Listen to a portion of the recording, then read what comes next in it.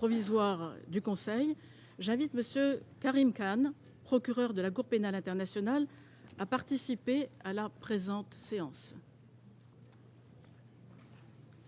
Il en est ainsi décidé.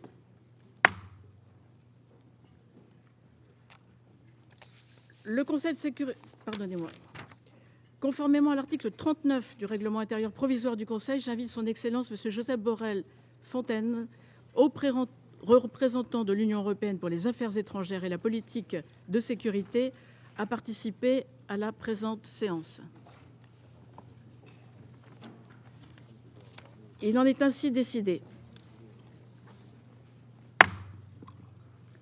Conformément à l'article 37 du règlement intérieur provisoire du Conseil, j'invite les représentants de l'Allemagne, du Bélarus, de la Lituanie, de la Pologne, de la Tchéquie et de l'Ukraine à participer à la présente séance. Il en est ainsi décidé. Le Conseil de sécurité va maintenant aborder l'examen du point 2 de l'ordre du jour. Je souhaite chaleureusement la bienvenue au secrétaire général, au Premier ministre, aux ministres et aux autres représentants de haut niveau. Votre présence aujourd'hui témoigne de l'importance de la question à l'examen. Je donne maintenant la parole au secrétaire général, son Excellence, M. Antonio Guterres. Madame la Présidente, Excellences, la guerre menée par la Russie en Ukraine ne montre aucun signe de répit. Les 7 derniers mois ont été marqués par une souffrance et une désolation indicibles. Les événements récents sont dangereux et alarmants. Ils nous éloignent de toute perspective de paix et nous rapprochent d'un cycle sans fin d'horreur et de carnage. Je l'ai dit et je le répète, cette guerre insensée peut faire des dégâts infinis en Ukraine et dans le reste du monde. L'idée d'un conflit nucléaire, autrefois impensable, est aujourd'hui évoquée par certains.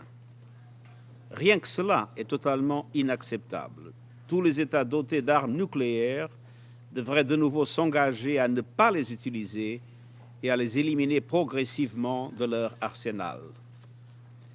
Je suis également très préoccupé par des informations faisant état de plans visant à organiser de prétendus référendats dans les régions d'Ukraine qui ne sont actuellement pas sous le contrôle de son gouvernement. Toute annexation du territoire d'un État par un autre État par la menace ou le recours à la force constitue une violation de la Charte des Nations Unies et du droit international. Madame la Présidente, des milliers de civils ukrainiens, dont des centaines d'enfants, ont été blessés ou tués, la plupart par des bombardements russes dans des zones urbaines. Chaque jour en moyenne, 5 enfants sont tués ou blessés. Presque tous les enfants d'Ukraine sont traumatisés par le cauchemar de la guerre, exposés à des violences ou séparés de leur famille. Quelques 14 millions de personnes, dont une majorité de femmes et d'enfants, ont dû fuir.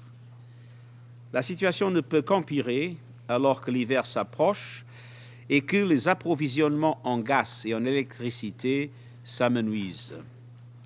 Au niveau mondial, ce conflit a provoqué une triple crise alimentaire, énergétique et financière qui a précipité des millions de personnes supplémentaires dans l'extrême pauvreté et la faim, réduisant à néant les années de progrès vers le développement et étant ensuite des crises du Covid et de l'impact croissant du changement climatique. Les dommages collatéraux de cette guerre se font sentir dans des dizaines de pays en développement qui peinaient déjà à se relever de la pandémie du Covid-19 et à faire face à la crise climatique. Les plus vulnérables sont les premiers touchés. L'ONU travaille sans relâche pour pleinement exploiter toute opportunité d'atténuer les souffrances, notamment lors de mes déplacements en Ukraine, en Fédération de Russie et dans la région, et dans le cadre de mes échanges directs avec le président Zelensky et le président Poutine. Ensemble avec nos partenaires humanitaires sur le terrain, nous sommes venus en aide à près de 13 millions de personnes dans le besoin. Il est essentiel que le personnel humanitaire puisse intervenir en toute sécurité et sans entrave auprès de tous ceux qui ont besoin d'aide où qu'ils soient. Madam President, the Office of the High Commissioner for Human Rights has been documenting the unacceptable impact of this war on human rights. The reports are a catalogue of cruelty, summary execution, sexual violence, torture, and other inhumane and degrading treatment against civilians and prisoners of war. The latest accounts of burial sites in Izium are extremely disturbing. All these allegations must be thoroughly investigated to ensure accountability. Perpetrators must be held to account in fair and independent judicial proceedings, and victims and their families have a right to justice, remedy, and reparation. Ending impunity for international crimes is fundamental. In all this, the International Criminal Court plays an important role to ensure effective accountability. The prosecutor of the court has opened an investigation into the situation in Ukraine. Full cooperation with the court by all parties is essential. Madam President, the fact-finding mission I established following the tragic incident at the detention facility in Olenivka on 29 of July is ready to deploy as soon as all necessary assurances are received. The missions must have safe, secure, and unfettered access to all relevant places and people, and to all relevant evidence without any limitation, impediment, or interference. Madam President, the situation at the site of Zaporizhia nuclear power plant, located in the middle of a war zone, remains a cause of grave concern. The International Atomic Energy Agency is consulting with all parties involved on measures to ensure the safety of the plant and surrounding areas. I thank IAEA for its work. Its continued presence at the plant is an important deterrent.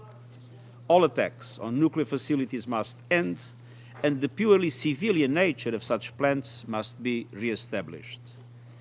Any damage to nuclear infrastructure, whether deliberate or not, could have terrible consequences for people around the plant and far beyond.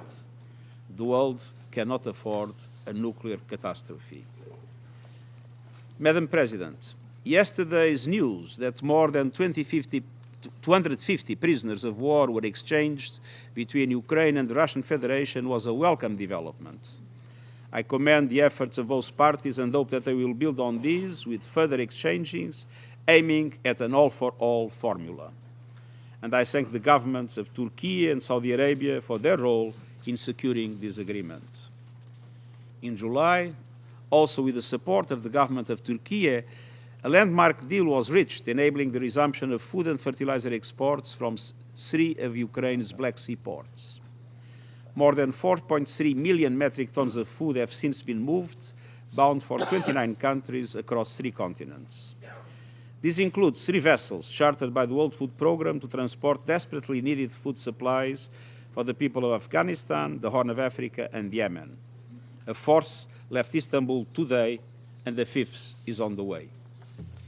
Since the signing of the Black Sea Grain Initiative, global food prices have dropped sharply, although they are still almost 8% higher than a year ago. It is vital that these food shipments continue and increase so commodity markets further stabilize. The United Nations also signed a memorandum of understanding with the Russian Federation on the full access of Russian food and fertilizer products, including ammonia, to global markets. We are doing everything possible to facilitate these and to ease the serious fertilizer market crunch that is already affecting farming in West Africa and elsewhere. If the fertilizer market is not stabilized, next year could bring a food supply crisis. Simply put, the world may run out of food. It's essential that all states remove every remaining obstacle to the export of Russian fertilizers immediately. We need to get them to farmers at a reasonable cost and onto fields as soon as possible. Another major concern is the impact of high gas prices on the production of nitrogen fertilizers, and this must also be addressed without delay. Madame la Présidente, La seule façon de mettre fin aux souffrances en Ukraine, c'est de mettre fin à la guerre. Je continuerai de faire tout mon possible pour la paix, une paix fondée sur le respect du droit international et de la Charte des Nations Unies. Et j'appelle tous les États membres, en particulier ceux qui se sont présents ici aujourd'hui, à redoubler d'efforts pour empêcher une nouvelle escalade et à faire tout ce qui est en leur pouvoir pour mettre un terme à la guerre et assurer une paix durable. Je vous remercie. Je donne à présent la parole à Monsieur Karim Khan. Madam President, Excellencies, Mr. Secretary General, it's a great privilege to have the opportunity to say a few words to this august Council. This is a moment where we must collectively demonstrate by action, not words, that the law has meaning. It is critical that the law is seen to be on the front line, protecting those most at need. As we speak, in Ukraine and in many other parts of the world, the most vulnerable that deserve our attention, children, women, and men, suffer in agony and insecurity, and the law is looked to for real meaning and for accountability. But this potential that I'm convinced is latent in the law can only work by collective action. It requires determined focus by my office, by the court, but also by all of you. We must demonstrate in every location where violations are alleged and that the court has jurisdiction that in any conflict there are responsibilities. Anybody who picks up a gun, anybody who fires a missile must realize that the law is alive and not in slumber, and that accountability is absolutely essential. That requires determined action. It requires us to renew our pledge from Nuremberg that there's no statute of limitation for war crimes and to march forward together. Madam President, I'm convinced that if we coalesce around these basic principles of humanity, these basic norms of conduct, the law can play an ever more impactful role as an anchor for peace and security in Ukraine, but in so many other parts of the world as well. Since the beginning of the recent developments in Ukraine in late February, I have sought to ensure that the response from my office meets the imperatives of action and focus. In the 5 days between the 25th of February and the 2nd of March, when I made my initial statement and then opened the investigation, we have moved with some purpose. And the fact that 43 state parties to the Rome Statute, 1/3 of the Assembly in total, referred the matter to the court, signifies not only the crisis and the concern that is expressed, but also, I believe, an understanding that the law has an important role to play. We're now at the stage of continuing forensic, objective, and impartial, sometimes very painstaking work to grapple with the facts, to separate truth from fiction, and to build a picture of what actually happened. In May, we made the largest field deployment that the ICC has seen. And since May, we have had a permanent field presence in Ukraine. I can announce that next week, further members of my office will also deploy to Ukraine to look in relation to allegations emerging from the east of the country. And building partnerships, embracing innovation takes many forms. New engagements with states, with international organizations, and indeed with the private sector. Hopefully this new model of a more coordinated, more effective partnership, a more coherent approach for action will render this collective responsibility more effective. But the process of accountability of collecting evidence and sieving it and weighing it and determining what is shown is not simply an academic exercise. It is critical in order to pierce the fog of war, to actually present in a juridical forum the truth. And luckily we have independent judges, and when we have done our job, we will in due course present matters to the independent judges of the ICC, and they will further scrutinize our work very properly and decide where the truth lies. And this exercise is essential if we're to have confidence in the rules-based system. This function, and this alone, is the focus of my office. It's not a tool of politics. It's not driven by any other agenda than our obligations that are eloquently espoused in the Rome Statute and are underpinned with great eloquence in the Charter of the United Nations that created this august body that I have the privilege to sit in today. Through this work, a picture will emerge. And the picture that I've seen so far is troubling indeed.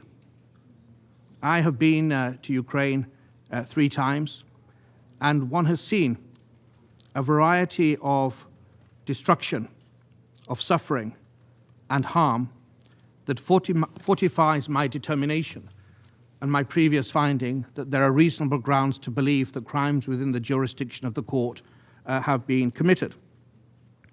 And if I may, Madam President, be quite direct, when I went to Bushehr and went behind St. Andrew's Church, the bodies I saw were not fake. When I walked the streets of Borodianka, the destruction that I saw of buildings and schools was all too real. And when I left Kharkiv, the bombs I heard land gave a very somber insight and a very small insight into the awful reality that is faced by many of our brothers and sisters and children that are in a war zone. I am deeply concerned regarding the allegations and the information we are seeing regarding what appeared to be reasonable grounds to believe intentional targeting of civilian objects, and also the transfer of populations from Ukraine outside, particularly children. These are priorities that we are focusing on. But our task collectively is to ensure that those responsible for any crimes that may have been committed, for any decisions that judges of the ICC may make, realize today, in real time, that they are masters of their own destiny. They have the choice and indeed the ambiguous responsibilities to act proportionately, to honor the principle of distinction, and to take all means necessary to make sure civilians and civilian objects are not targeted. Justice, as I've said, is not political. It is a vindication of the fundamental rights of all members of humanity. And it's a demonstration of promises that underpin the Charter and the Rome Statute. And in my view, the echoes of Nuremberg should be heard today. The failure to uphold the promises of Nuremberg that we have seen over the last many decades should act as a reproach on all of us. But leaders, not to despair or to despondency, but act as a catalyst for further action, to regalvanize us as a council, as international organizations, and as humanity, to finally, for goodness sake, to come of age and plant more firmly the flag of legality on the international landscape. So today all I can do is recommit to my obligations and my oath as prosecutor of the ICC to do everything I can to engage with all international partner states, the United Nations, other international organizations, to investigate cases within our jurisdiction in Ukraine and beyond. The responsibilities that I hold and the much more powerful, much more relevant and much wider responsibilities that you hold demand no less than we meet the challenges of today.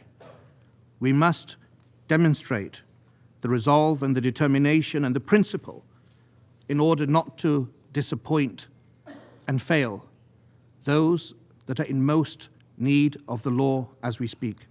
Thank you so much.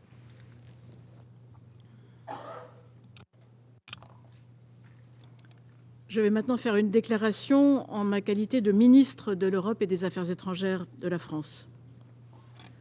Monsieur le secrétaire général, Monsieur le Premier ministre, Mesdames et Messieurs les ministres, Monsieur le procureur de la Cour pénale internationale, Mesdames et Messieurs, c'est avec un profond sentiment de gravité que je prends la parole lors de cette réunion du Conseil de sécurité consacrée à l'Ukraine et plus particulièrement aux crimes qui y sont commis. L'agression que la Russie a décidé, seule, de mener contre un État souverain, l'Ukraine, qui n'a eu le tort que de vouloir vivre libre, constitue une violation flagrante des normes fondamentales de notre charte commune, la Charte des Nations Unies. Le non-recours à la force, le règlement pacifique des différends, le respect de la souveraineté des États et de leur intégrité territoriale sont des principes auxquels nous avons tous souscrit autour de la table de ce Conseil. Ils ont été, chacun d'entre eux, ouvertement violés. La guerre qui a débuté le 24 février dernier s'accompagne aussi d'exactions et de destruction d'objectifs civils. Il s'agit d'autant de violations des lois de la guerre et d'autant d'actes dont il faudra rendre compte. À Boutcha, ou à Tcherniv et dans tant d'autres lieux, des crimes insoutenables ont été perpétrés. La libération d'Izium s'accompagne, elle aussi, de la découverte de nouvelles atrocités commises par les tortionnaires. Alors, le message de la France aujourd'hui est simple. La justice doit être notre impératif commun. Il n'y aura pas de paix sans justice. La justice est bien sûr un impératif pour les victimes, qui ont droit à la reconnaissance et à la réparation de leurs souffrances. Toutes les souffrances de chaque victime. La justice est ensuite un impératif de sécurité internationale. Et je le dis à ceux qui ne voient dans cette guerre qu'un simple conflit de plus. Si tout est permis ici, tout le sera davantage ailleurs. Et la possibilité d'une guerre d'agression ne fera que croître. La justice, enfin, est un impératif politique. Nous aurons, il le faudra, nous assurer que des individus rendent compte des crimes dont ils sont responsables, qu'ils les aient commis, ordonnés ou planifiés. Mais c'est l'idée même que soit possible de tels crimes, de telles atteintes à notre humanité commune qui doit être combattue en parole et en acte. Pour cela, un cadre a été posé, celui d'une justice professionnelle et spécialisée. À son sommet, la Cour pénale internationale a été saisie par 43 États, dont la France. C'est la première fois qu'autant d'États réfèrent une situation à la Cour, signe de l'importance que nous attachons collectivement à ce qui se joue ici. La Cour elle-même agira, vous le savez, en complémentarité avec la justice ukrainienne, ainsi qu'avec les autres juridictions nationales saisies, au nombre desquelles les juridictions françaises et celles de plusieurs États aujourd'hui présents. Dans ce cadre, la justice doit passer. La France travaille donc avec de nombreux autres partenaires à renforcer dans l'ensemble de ces juridictions la collecte de preuves et le recueil d'informations fiables. C'est pourquoi la France a agi très concrètement. Dès que les informations sur les crimes commis à Boutcha ont été connues, au mois d'avril dernier, nous avons dépêché en Ukraine 2 équipes d'enquêteurs. Ils ont, pendant 3 mois, aidé la justice ukrainienne à établir minutieusement et patiemment les faits. Puis nous avons fait don d'un laboratoire mobile d'analyse ADN. Maintenant qu'à Izium, de nouvelles atrocités ont été révélées à la face du monde, nous venons de décider d'envoyer une nouvelle mission d'appui aux enquêteurs sur place. Car là où la Russie agit par la désinformation et la propagande, la justice, elle, doit s'appuyer sur des faits. Notre soutien s'étend bien évidemment à la Cour pénale internationale. Il est à la fois financier et humain par la mise à disposition de magistrats et d'enquêteurs à son bénéfice dans le plus grand respect de son indépendance. Notre soutien, enfin, s'étend à l'ensemble des juridictions qui doivent pouvoir facilement coopérer entre elles.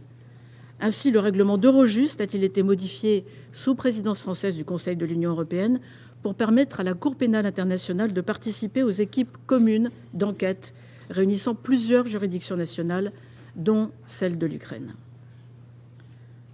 Ce que nous faisons a du sens. Il s'agit de la lutte contre l'impunité, mais il s'agit aussi de l'intégrité de notre ordre international. Le choix de la guerre par la Russie sous de faux prétextes, sa manipulation grossière d'une notion aussi lourde que celle de génocide, qui constitue le crime des crimes, celui qui a justifié, après la Seconde Guerre mondiale, qu'avance le projet d'une justice pénale internationale, interpelle profondément. La Cour internationale de justice elle-même a relevé le caractère abusif de cette fausse affirmation. La même manipulation est à l'œuvre lorsqu'on parle de référendum dans des territoires conquis par la force et soumis à la terreur, ou lorsque certains nous menacent de tous les moyens, alors que nous sommes, avec d'autres, ceux qui refusons de participer à quelque escalade que ce soit. Face à ceux qui privent les mots de leur sens, notre mission, notre devoir, notre travail autour de la table de ce Conseil est aussi de rendre aux choses leur sens. Et je voudrais pour conclure citer un auteur russe. Nous devons condamner publiquement l'idée même que des hommes puissent exercer pareille violence sur d'autres hommes. En taisant le vice, en l'enfouissant dans notre corps pour qu'il ne ressorte pas à l'extérieur, nous le semons. Et dans l'avenir, il n'en donnera que 1000 fois plus de pouces. En écrivant ces lignes, Solzhenitsyn se référait aux décennies de crimes commis par l'URSS sur son propre territoire. Hélas, il n'y a pas un mot à en retrancher pour décrire les crimes commis aujourd'hui par la Russie hors de ses frontières. La Cour enquête sur des faits pouvant être, selon son procureur, constitutifs de crimes de guerre et de crimes contre l'humanité. Nous verrons ses conclusions, mais dès aujourd'hui, nous pouvons et devons dire que leurs responsables seront identifiés, poursuivis et in fine jugés. Le temps peut paraître long pour les victimes et leurs familles, mais elles doivent avoir la certitude qu'ils ne resteront pas impunis. Nous le leur devons. Et il n'en va pas seulement de ce que nous leur devons, il en va de notre sécurité et il en va aussi des principes universels qui nous lient. Je vous remercie. Et je reprends mes fonctions de présidente du Conseil et donne la parole à son Excellence Monsieur Jonas Gahr Støre, Premier ministre de la Norvège. Madame la Présidente, je vous remercie. Secretary General and Prosecutor Karim Khan, thank you for your briefings. This week here at the United Nations, I believe we have seen how we as a global community face dire challenges from war, climate change, energy shortage, food insecurity and inequality. And we see how it is ordinary people who pay the heaviest price. Against this background, I believe it's our responsibility as members of the United Nations, and in particular we 15 around this table, to chart a different path, one of hope and belief in what we can achieve together for our citizens and for humanity. The Secretary General underlined this eloquently in his address on Tuesday, and yet again today, we have the values and principles necessary to chart that course, and they are all enshrined in the Charter of the United Nations. Madam President, the Charter sets out clear principles for a rules-based international order, and sadly, this order is under attack. Russia's war of aggression against Ukraine constitutes a gross violation of international law, including the UN Charter, a violation of the core principle on which this organization is built, the sovereign equality of all its people and members. Madam President, I listened carefully to President Putin's speech yesterday, announcing a major escalation of this war, explained by a long list of allegations that Russia is being threatened from the West. Madam President, speaking for Norway, an elected member of this Council, a European state, a NATO member, and a neighbor to Russia, let me say as clearly as I can. These allegations are simply not true. There is no military threat against Russia. There is no legitimate reason whatsoever to underpin a massive mobilization of Russian troops. This escalation will only lead to increased suffering for Ukrainians and Russians alike. Russia must abide by the order of the International Court of Justice and immediately suspend its military operations in the territory of Ukraine. Russia chose to start this war. It must now choose to stop it. None of the differences there may be between Russia and Ukraine can be solved by the ongoing military onslaught. So, Madam President, this General Assembly of the United Nations has reminded us of the global consequences of this war. Surging energy prices and increasing food insecurity are exacerbating the suffering of those who are most vulnerable. Not to mention the potential effects of a nuclear accident in Ukraine, which could have far-reaching consequences. The presence of Russian forces at the Zaporizhzhia nuclear power plant severely compromises nuclear safety and security. We commend the IAEA for its efforts in helping to stabilize the situation. But Russia's behavior is also hurting multilateral cooperation at a time when we need it more than ever. The Black Sea Grain Initiative is an important step to bring Ukrainian foodstuff back to the world market. As the Secretary General has said, it's multilateral diplomacy in action, and we commend his efforts to facilitate this initiative. Norway also expresses its full support for the Secretary General's goods offices. When the time comes, and it must come, we will stand firmly with the UN in the efforts to build and sustain peace. Madam President, in Ukraine, thousands of civilians, including children, have been killed. Millions have fled their countries, often separated from their loved ones. Many thousands have been welcomed in my country. May the day come, sooner rather than later, when they can return home safely to rebuild their country. The recent escalation of attacks on civilian targets is utterly unacceptable. Russia's indiscriminate use of heavy explosive weapons in destroying homes, schools, and hospitals. Unspeakable horrors were revealed in Bucha in March, and now in Izium and other places previously under occupation. Civilians have forcibly been transferred to Russia and Russian-occupied territory. And there are disturbing reports of sexual violence being used as a tactic of war. This must be condemned in the strongest possible terms. Madam President, we also condemn the planned so-called referendums in the occupied regions of Ukraine. They would be contrary to international law, they would be a clear breach of the UN Charter, and they would have no legal standing and no legitimacy. They would in no way affect Ukraine's sovereignty within its international recognized borders. Let that be clear. Madam President, international law is not optional, and as the prosecutor said, justice is not political. All reports of atrocities and human rights violations must be properly investigated and those responsible brought to justice. Norway has supported this effort and will continue to do so. There can be no impunity, as Madam President so accurately said. Accountability is key, but to ensure justice for the victims and to deter both to ensure justice for the victims and to deter future violations. Perpetrators must be held to account through national or international criminal justice mechanisms. This is why we welcome the Commission of Inquiry on Ukraine established by the Human Rights Council, and Norway continues to fully support the International Criminal Court. The ICC's mission is crucial both in the context of Ukraine and globally. Madam President, let me end on this note. This war is a catastrophe for Ukraine and its people.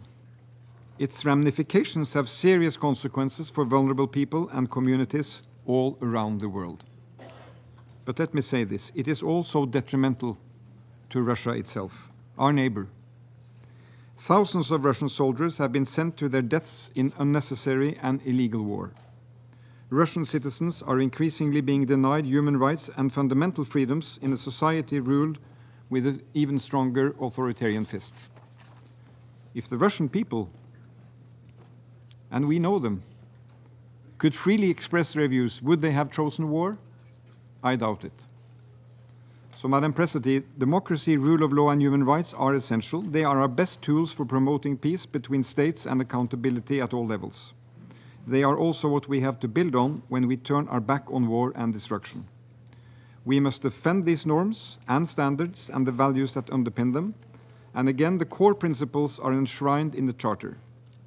Preventing and ending acts of aggression is a direct responsibility of the Security Council, and Norway will continue to use the remaining part of its elected period here to promote dialogue and a peaceful settlement and fair resolution to this meaningless war. But we will also, Madam President, stand up for Ukraine's right to defend itself against onslaught and aggression, as we will defend our right to support Ukraine in its self-defense. We will speak up for international law, for the values of the United Nations, and take action for all people in need who are affected by this war, no matter where they are. Because this war of aggression is an attack not just against Ukraine, but also against the principles and values of the UN Charter. The Ukrainian people are giving their lives to defend these universal values and their own independence. And Ukraine can count on Norway's continued support in this struggle. Merci, Madame la Présidente. Je remercie son Excellence Monsieur Stoer de sa déclaration et je donne la parole à son Excellence Monsieur Marcelo Ebrard Casaubon, secrétaire des Relations extérieures du Mexique. Merci, Madame Presidente. Agradezco al secretario general Antonio Guterres y al fiscal de la Corte Penal Internacional, Karim Khan, por sus valiosas presentaciones. Reconozco la presencia en esta sesión del Consejo de Seguridad del primer ministro de Noruega, así como de otros colegas, ministras, ministros, representantes de alto nivel. Es de agradecerse también a Francia y a usted, señora ministra, por haber convocado a este debate sobre un flagrante quebrantamiento a lo establecido en la Carta de las Naciones Unidas que ha violentado la paz y la seguridad internacionales. A 7 meses del inicio de la guerra en Ucrania, sus múltiples implicaciones sociales, económicas y políticas son evidentes. Como en todo conflicto armado, el mayor costo lo ha pagado la sociedad civil. Esta guerra ha generado desplazamientos masivos de personas, tanto al interior de Ucrania como hacia países vecinos, sobre todo de mujeres y niños. Los daños materiales registrados son también graves y onerosos. Desde el inicio de las hostilidades, México ha insistido en buscar una solución diplomática y en atender la dimensión humanitaria del conflicto, sin subordinar las consideraciones políticas en estricto apego al derecho internacional humanitario. En este Consejo impulsamos, junto con Francia, un proyecto de resolución en ese sentido que se turnó a la Asamblea General y dio lugar a la resolución E11-2 adoptada el pasado 24 de marzo. Hoy reiteramos que la asistencia humanitaria sigue siendo ineludible y prioritaria. Hemos procurado también, en la medida de nuestras posibilidades, apoyar las gestiones de mediación del secretario general y formulamos junto con Noruega una declaración presidencial con tal propósito, la cual se adoptó el pasado 6 de mayo. Es una declaración a todas luces insuficiente, pero la única expresión pública que este Consejo ha sido capaz de emitir desde el inicio del conflicto. El avance de la guerra con sus cuantiosos costos humanos y materiales y el incremento de las necesidades humanitarias derivadas del conflicto, tales como la insuficiencia humanitaria y el alto costo de los combustibles de cara al invierno, requiere con urgencia de una solución por la vía diplomática de un alto al fuego. Para ello se requiere voluntad política de las partes y compromiso de la comunidad internacional. Conviene insistir entonces en la necesidad de respetar el derecho internacional humanitario, el derecho internacional de los derechos humanos. La rendición de cuentas también es otro pilar fundamental del sistema multilateral, del Estado de Derecho y de la paz. Por ello, sin pretextos ni condiciones, los responsables de los crímenes que se hayan cometido en Ucrania deben ser llevados ante la justicia. En ese sentido, es fundamental el trabajo de la Corte Penal Internacional para investigar las denuncias presentadas sobre presuntos crímenes de guerra y de lesa humanidad. Seguiremos con la mayor atención los avances de dichas investigaciones. Es señaladamente preocupante la dimensión del riesgo nuclear derivada de los enfrentamientos alrededor de la planta nuclear de Zaporizhia. Asegurar su integridad y buen funcionamiento es crítico para evitar la peor de las catástrofes posibles. Respaldamos las recomendaciones formuladas por el Organismo Internacional de Energía Atómica tras su inspección técnica, las cuales deben ser acatadas de inmediato, y apoyamos los llamados para crear un perímetro de seguridad alrededor de la planta. Finalmente, reconocemos el valor que representa la firma de la Iniciativa de Granos del Mar Negro. Los índices de la FAO muestran que los precios de los granos en los últimos 2 meses han empezado a disminuir. Es una muestra del valor que tiene la diplomacia. Aún en medio de la guerra, el diálogo y los acuerdos son posibles.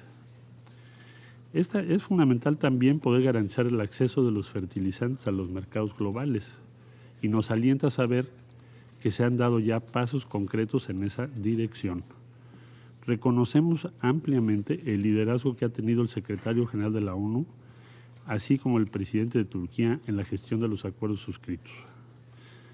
Señora Presidenta, desde el inicio del conflicto, la posición de mi país se ha sustentado en nuestros principios constitucionales de política exterior, los cuales están en consonancia con los principios y propósitos de la Carta de las Naciones Unidas. Señaladamente, la no intervención, la solución pacífica de las controversias y la proscripción de la amenaza o el uso de la fuerza. No hay espacio para la ambigüedad.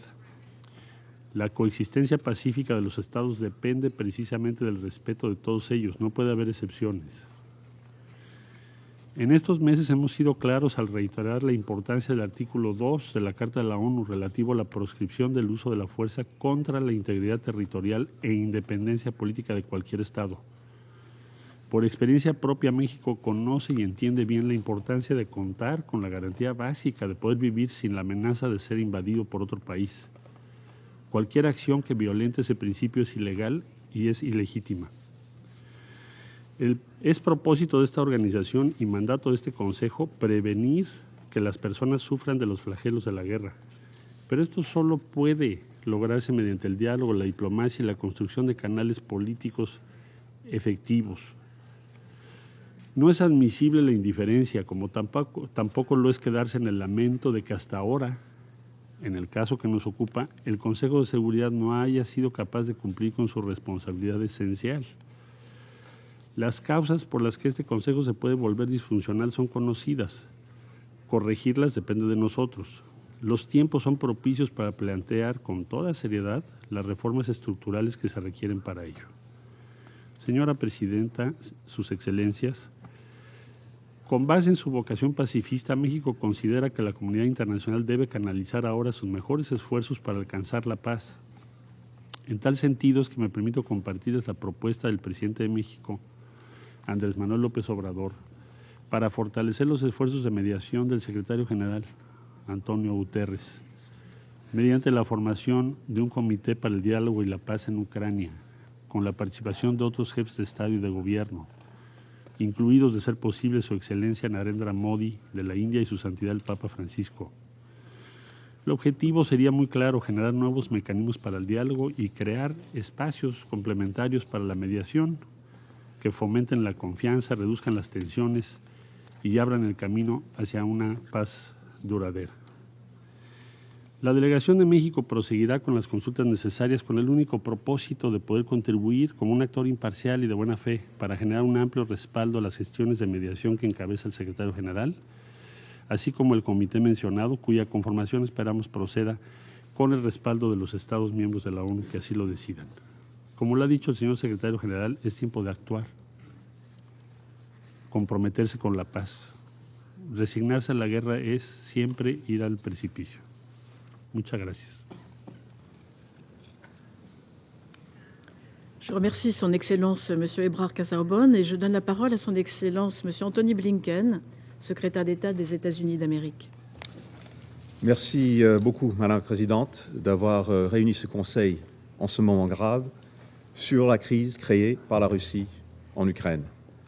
Mr. Secretary General, thank you for your determination and the moral clarity that you've brought to ending this brutal war and defending the UN's core principles, and also for your personal engagement in securing the vital Black Sea route for grain to flow once again from Ukraine. Mr. Khan, we're grateful for the efforts of the Office of the Prosecutor to investigate objectively and professionally the atrocities being committed in Ukraine by Russian forces, and for its support for and coordination with Ukrainian investigators and prosecutors. We hear a lot about the divisions among countries at the United Nations. But recently, what is striking is the remarkable unity among member states when it comes to Russia's war on Ukraine. Leaders from countries developing and developed, big and small, North and South, have spoken in the General Assembly about the consequences of this war and the need to end it. And they've called on all of us to reaffirm our commitment to the UN Charter and its core principles, including sovereignty, territorial integrity, human rights. Even a number of nations that maintain close ties with Moscow have said publicly that they have serious questions and concerns about President Putin's ongoing invasion. Rather than change course, however, President Putin has doubled down, choosing not to end the war, but to expand it, not to pull troops back, but to call 300,000 additional troops up, not to ease tensions, but to escalate them through the threat of nuclear weapons, not to work toward a diplomatic solution, but to render such a solution impossible by seeking to annex more Ukrainian territory through sham referenda. That President Putin picked this week, as most of the world gathers at the United Nations, to add fuel to the fire that he started, shows his utter contempt for the UN Charter, for the General Assembly, and for this Council. The very international order that we have gathered here to uphold is being shredded before our eyes. We cannot, we will not allow President Putin to get away with it. Defending Ukraine's sovereignty and territorial integrity is about much more than standing up for one nation's right to choose its own path, fundamental as that right is. It's also about protecting an international order where no nation can redraw the borders of another by force. If we fail to defend this principle when the Kremlin is so flagrantly violating it, we send a message to aggressors everywhere that they can ignore it too. We put every country at risk. We open the door to a less secure, a less peaceful world. We see what that world looks like in the parts of Ukraine controlled by Russian forces. Wherever the Russian tide recedes, we discover the horror that's left in its wake. I had a window into that horror myself when I traveled to Irpin just a few weeks ago to meet with the Ukrainian investigators who were compiling evidence of war crimes committed there. I saw up close the gaping holes left in residential buildings by Russian shelling, indiscriminate at best, intentional at worst. As we assemble here, Ukrainian and international investigators continue to exhume bodies outside of Izium, a city Russian forces controlled for 6 months before they were driven out by Ukrainian counteroffensive. One site contains some 440 unmarked graves. A number of the bodies unearthed there so far reportedly show signs of torture, including one victim with broken arms and a rope around his neck. Survivors' accounts are also emerging, including a man who described being tortured by Russian forces for 12 days, during which his interrogators repeatedly electrocuted him and, in his words, and I quote, "beat me to the point where I didn't feel anything," end quote. These are not the acts of rogue units. They fit a clear pattern across the territory controlled by Russian forces. This is one of the many reasons that we support a range of national and international efforts to collect and examine the mounting evidence of war crimes in Ukraine. We must hold the perpetrators accountable for these crimes. It's also one of the reasons why more than 40 nations have come together to help the Ukrainian people defend themselves, a right that is enshrined in Article 51 of the United Nations Charter. The more setbacks Russian forces endure on the battlefield, the greater the pain they are inflicting on Ukrainian civilians. Russian attacks on dams, on bridges, on power stations, on hospitals, on other civilian infrastructure are increasing, constituting a brazen violation of international humanitarian law. This week, President Putin said that Russia would not hesitate to use, and I quote, all weapon systems available, end quote, in response to a threat to its territorial integrity. A threat that is all the more menacing given Russia's intention to annex large swaths of Ukraine in the days ahead. When that's complete, we can expect President Putin will claim any Ukrainian effort to liberate this land as an attack on so-called Russian territory. This from a country that in January of this year, in this place, joined other permanent members of the Security Council in signing a statement affirming that, and I quote, nuclear war can never be won and must never be fought. Yet another example of how Russia violates the commitments it's made before this body, and yet another reason why nobody should take Russia at its word today. Every Council member should send a clear message that these reckless nuclear threats must stop immediately. Russia's effort to annex more Ukrainian territory is another dangerous escalation, as well as a repudiation of diplomacy. It is even more alarming when coupled with the filtration operation that Russian forces have been carrying out across parts of Ukraine that they control. Now, this is a diabolical strategy, violently uprooting thousands of Ukrainians, bus in Russians to replace them, call a vote, manipulate the results to show near unanimous support for joining the Russian Federation. This is right out of the Crimea playbook. As with Crimea, it's imperative that every member of this Council, and for that matter, every member of the United Nations, reject these sham referenda and unequivocally declare that all Ukrainian territory is and will remain part of Ukraine, and no Russian claim to annex territory can take away Ukraine's right to defend its own land. Putin's invasion is also distracting this Council, in fact, the entire UN system, from working on the serious issues that we all want to focus on, like preventing a climate catastrophe, aiding tens of millions of people on the brink of famine, fulfilling the 2030 Agenda for Sustainable Development, shoring up our interconnected health security, all issues that make a tangible difference in the lives of the citizens that we are here to represent, and that they are looking to us to deliver on. The overwhelming majority of UN member states are committed to working together on these issues, and our actions show that. Yet, while more than 100 countries have signed on to a roadmap to provide food aid to those who need it, and partners across Africa, Asia, the Americas, and Europe are working together to increase the resilience of global food systems, Russia for months blocked the export of Ukrainian grain to the world until the United Nations and Turkey secured a deal to let the grain go. And Russia continues to bomb and seize Ukrainian farms and silos, line its wheat fields with landmines, raising the cost of food for people everywhere.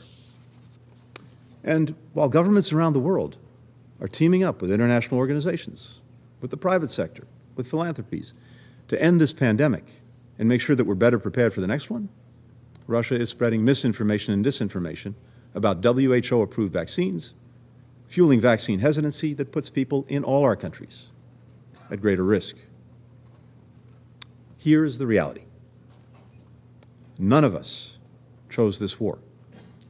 Not the Ukrainians, who knew the crushing toll it would take.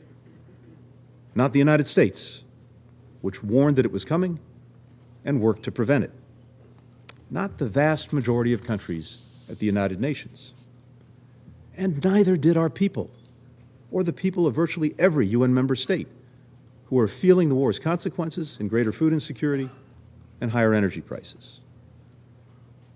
Nor did the Russian mothers and fathers, whose children are being sent off to fight and die in this war.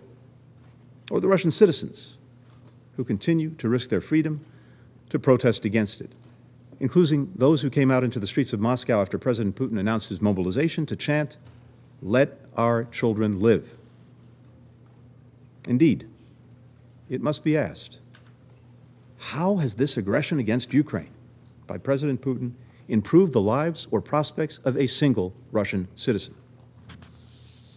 One man chose this war. One man can end it. Because if Russia stops fighting, the war ends. If Ukraine stops fighting, Ukraine ends.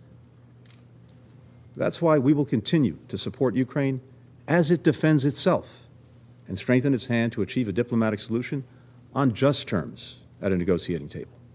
As President Zelensky has said repeatedly, diplomacy is the only way to end this war. But diplomacy cannot and must not be used as a cudgel to impose on Ukraine a settlement that cuts against the UN Charter or rewards Russia for violating it.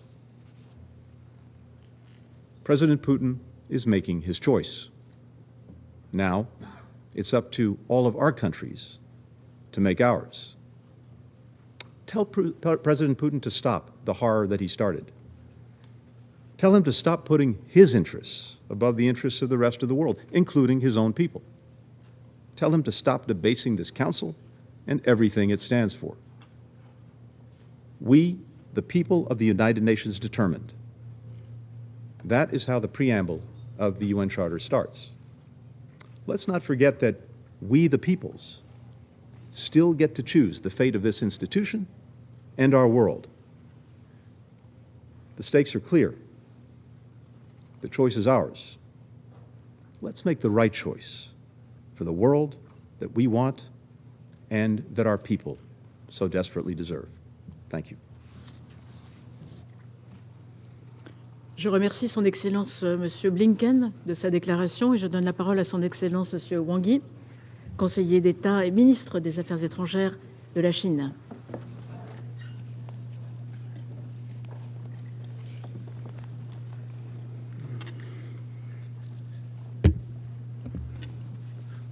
主席、女士、秘书长先生，我感谢特隆纳外长女士召集今天的部长级的会议，我也感谢古特雷斯秘书长所做的通报。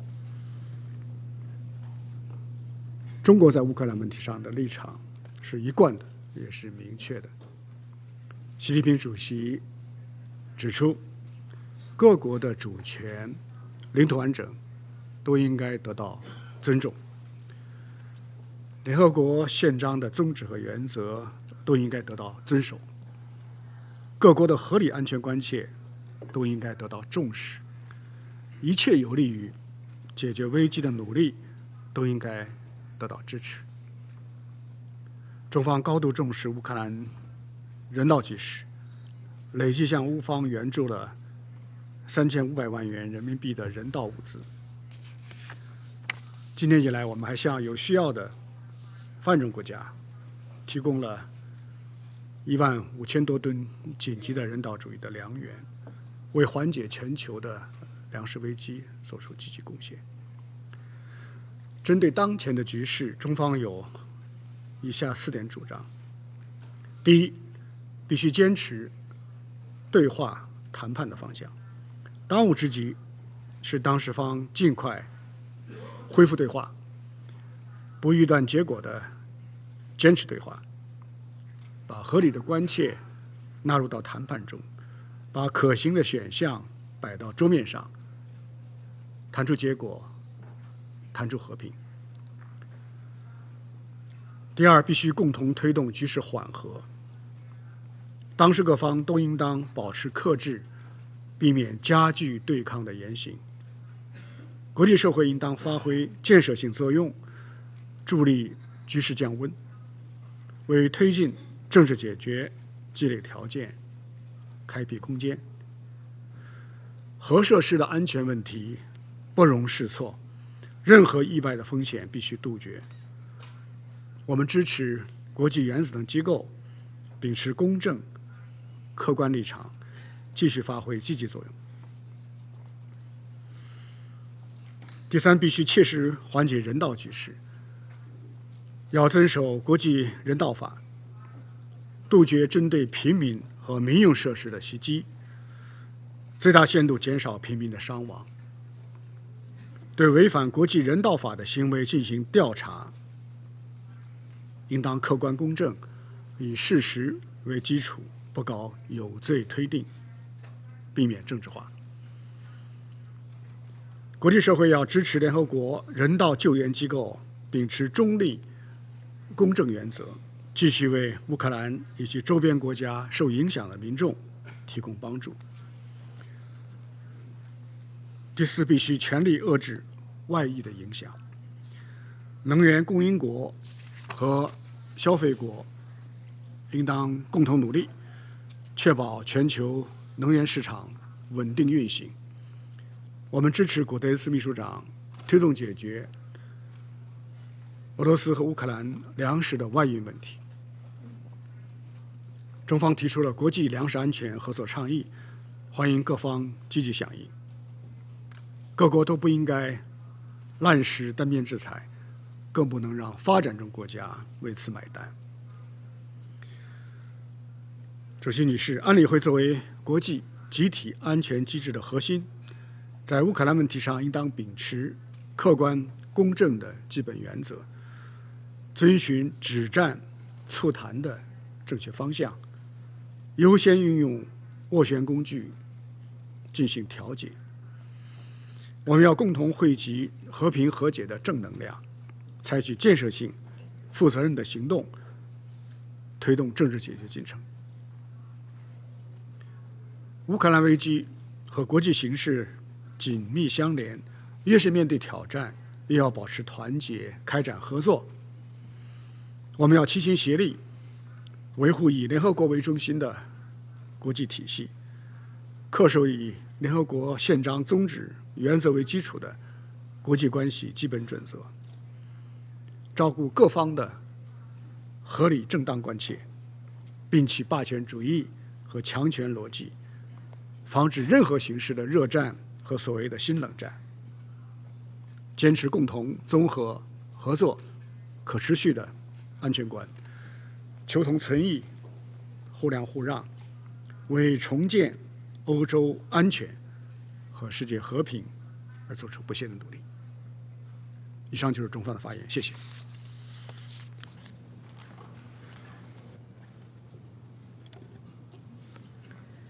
Je remercie Son Excellence Monsieur Wang de sa déclaration et je donne la parole à Son Excellence Madame Olta Jashka, ministre de l'Europe et des Affaires étrangères de l'Albanie.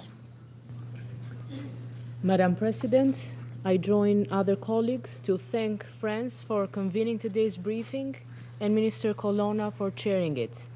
This issue has been without interruption on the agenda of the Council, but this meeting could not be timelier given the latest escalatory declarations by Kremlin. I also welcome the decision of the French presidency of the Council to continue keeping the focus on accountability, an issue of the utmost importance that we initiated together back in April with the ARIA formula meeting that Albania and France organized jointly. I also thank ICC Prosecutor General Khan for his information and his tireless efforts to establish accountability in Ukraine. Madam President, the Russian Federation, a permanent member of the Security Council, has waged an illegal war of aggression against Ukraine. In our judgment and in the eyes of the entire world, as clearly expressed more than once here in the United Nations, Russia's actions are a blatant violation of the Charter of the United Nations. Let's not forget that the highest international justice body, the International Court of Justice, has ordered Russia to suspend its military operation in Ukraine. International law is the same and mandatory for all. Russia has unfortunately chosen to openly and continuously ignore it. The very principle and belief upon which the UN was founded was that the only way to prevent war was through universal norms and laws accepted by all in the new post-World War II order. In the decades since, despite the challenges and difficulties, we have all managed to strengthen and expand the reach of international law and multilateral cooperation, and we have agreed that no one can stand above the law. We had hoped that the world would never again go back to the distant past, but the war in Ukraine and Russia's flagrant attempt to conquer and annex parts of Ukraine's territory are actions reminiscent of the dark days of fascism and Stalinism. And there is much more in what is happening in Ukraine today that is reminiscent of those dark days. Reports and fact-finding missions from the ground, footage the whole world has seen reveal a basic truth about Russia's actions, an appalling criminal brutality against the civilian population. Innocent men, women, and children in Ukraine, as well as tens of thousands of Russian soldiers, have paid with their lives for Vladimir Putin's war of choice. Millions around the world are going hungry because of Vladimir Putin's war of choice. We condemn Russia's new path of confrontation by announcing a partial mobilization in Russia, by supporting the organization of illegal referenda in 4 Ukrainian territories currently occupied, and by threatening again with the use of weapons of mass destruction. These sham referenda are another blatant violation of the independence, sovereignty, and territorial integrity of Ukraine, and a serious violation of the UN Charter.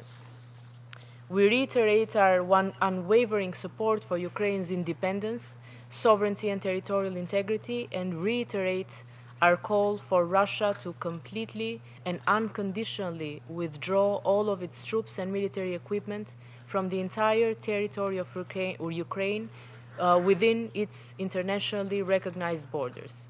This is why we must galvanize our forces and continue to help Ukraine defend itself. But that is why, too, we must work to guarantee full accountability for what Russia is doing in Ukraine.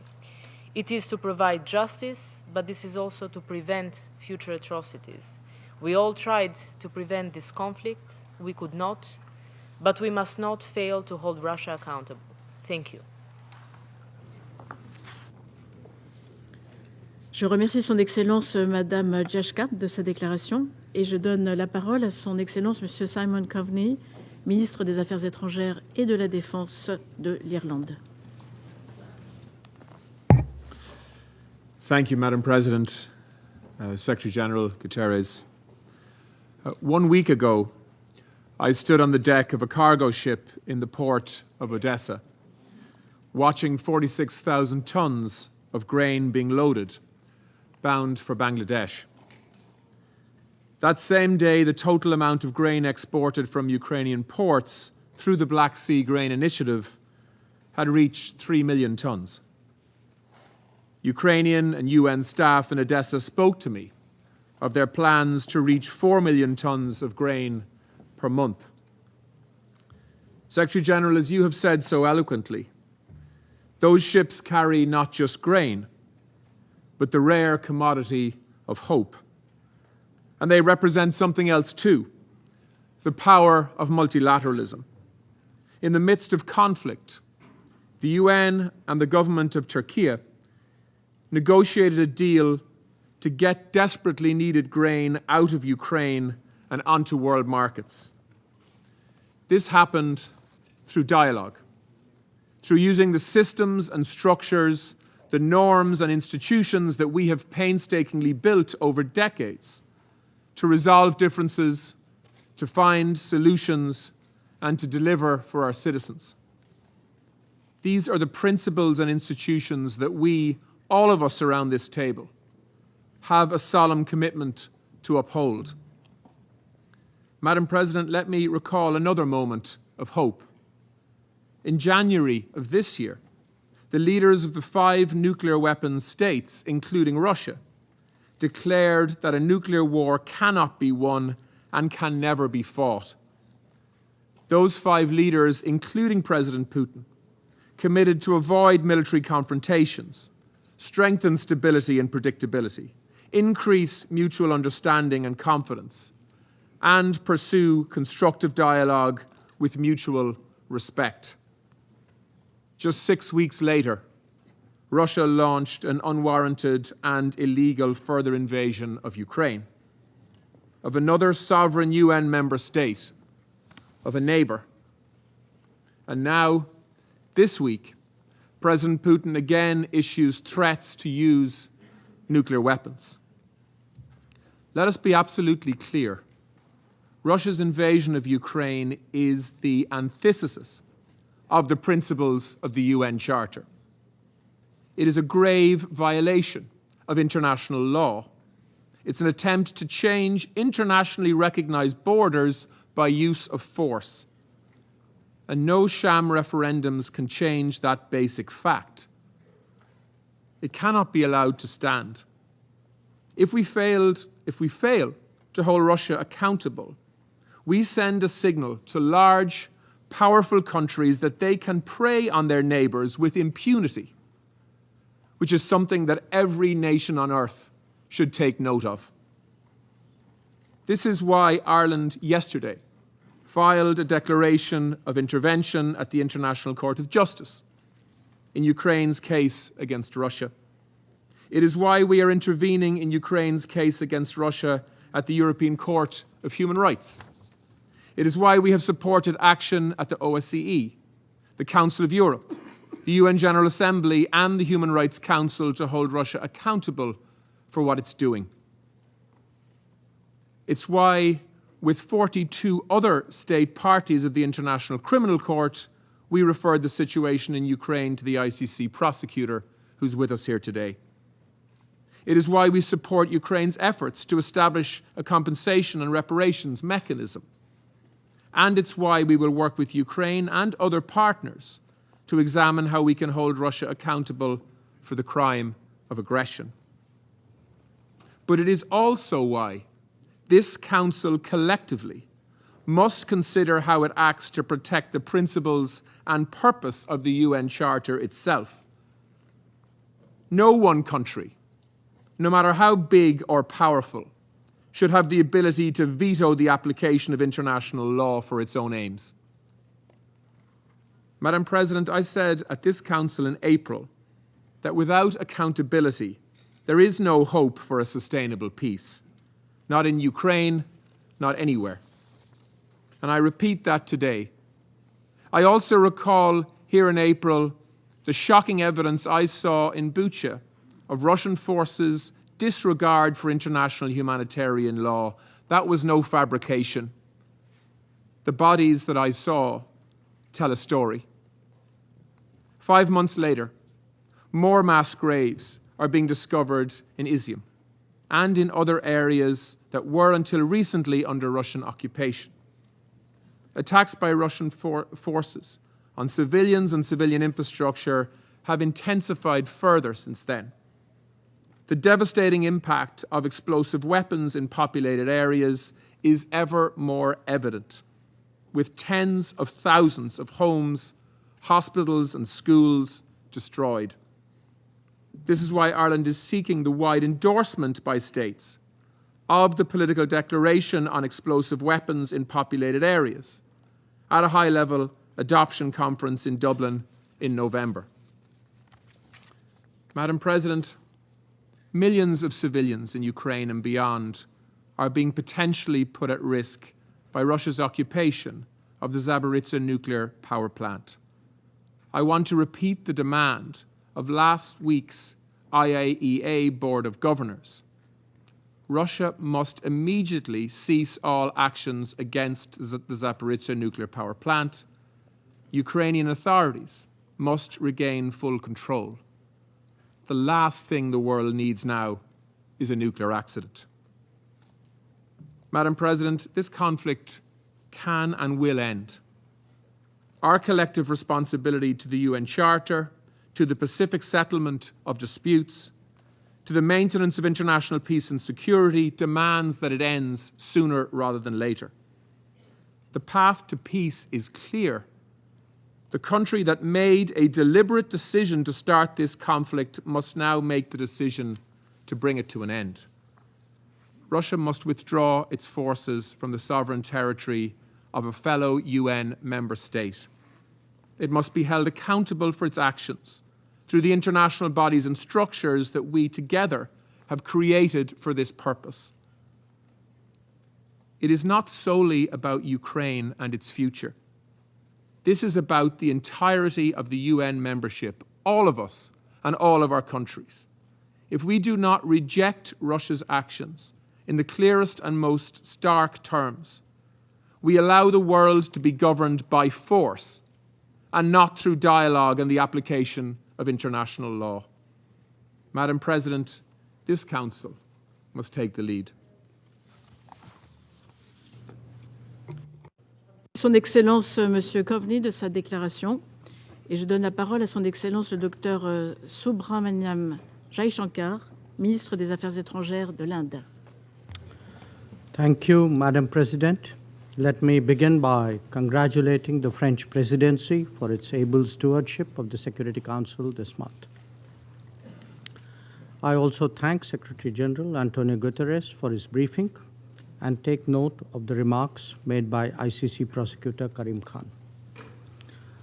Allow me, Madam President, to preface my remarks by reminding the Council that India is not a signatory to the Rome Statute, nor a member of the International Criminal Court. Madam President, the trajectory of the Ukraine conflict is a matter of profound concern for the entire international community. The future outlook appears even more disturbing. The nuclear issue is a particular anxiety. In a globalized world, the impact of the conflict is being felt even in distant regions. We have all experienced its consequences in terms of surging costs and actual shortages of food grains, fertilizers, and fuel. On this score, too, there are good grounds to be worried about what awaits us. The Global South, especially, is feeling the pain very acutely. We must, therefore, not initiate measures that further complicates the struggling global economy. And that is why India strongly reiterates the need for an immediate cessation of all hostilities and a return to dialogue and diplomacy. Clearly, as Prime Minister Narendra Modi has emphasized, this cannot be an era of war. On our part, we are also providing both humanitarian assistance to Ukraine and economic support to some of our neighbors under economic stress. Turning to the specific topic before the Council today, let me emphasize that even in conflict situations, there can be no justification for violation of human rights or of international law. Where any such acts occur, it is imperative that they are investigated in an objective and independent manner. This was the position we took with regard to the killings in Bucha, and this is the position we take even today. The Council will also recall that we had then supported calls for an independent investigation into the Bucha incident. The fight against impunity is critical to the larger pursuit of securing peace and justice. The Security Council must send an unambiguous and unequivocal message on this count. Politics should never, ever provide cover to evade accountability, nor indeed to facilitate impunity.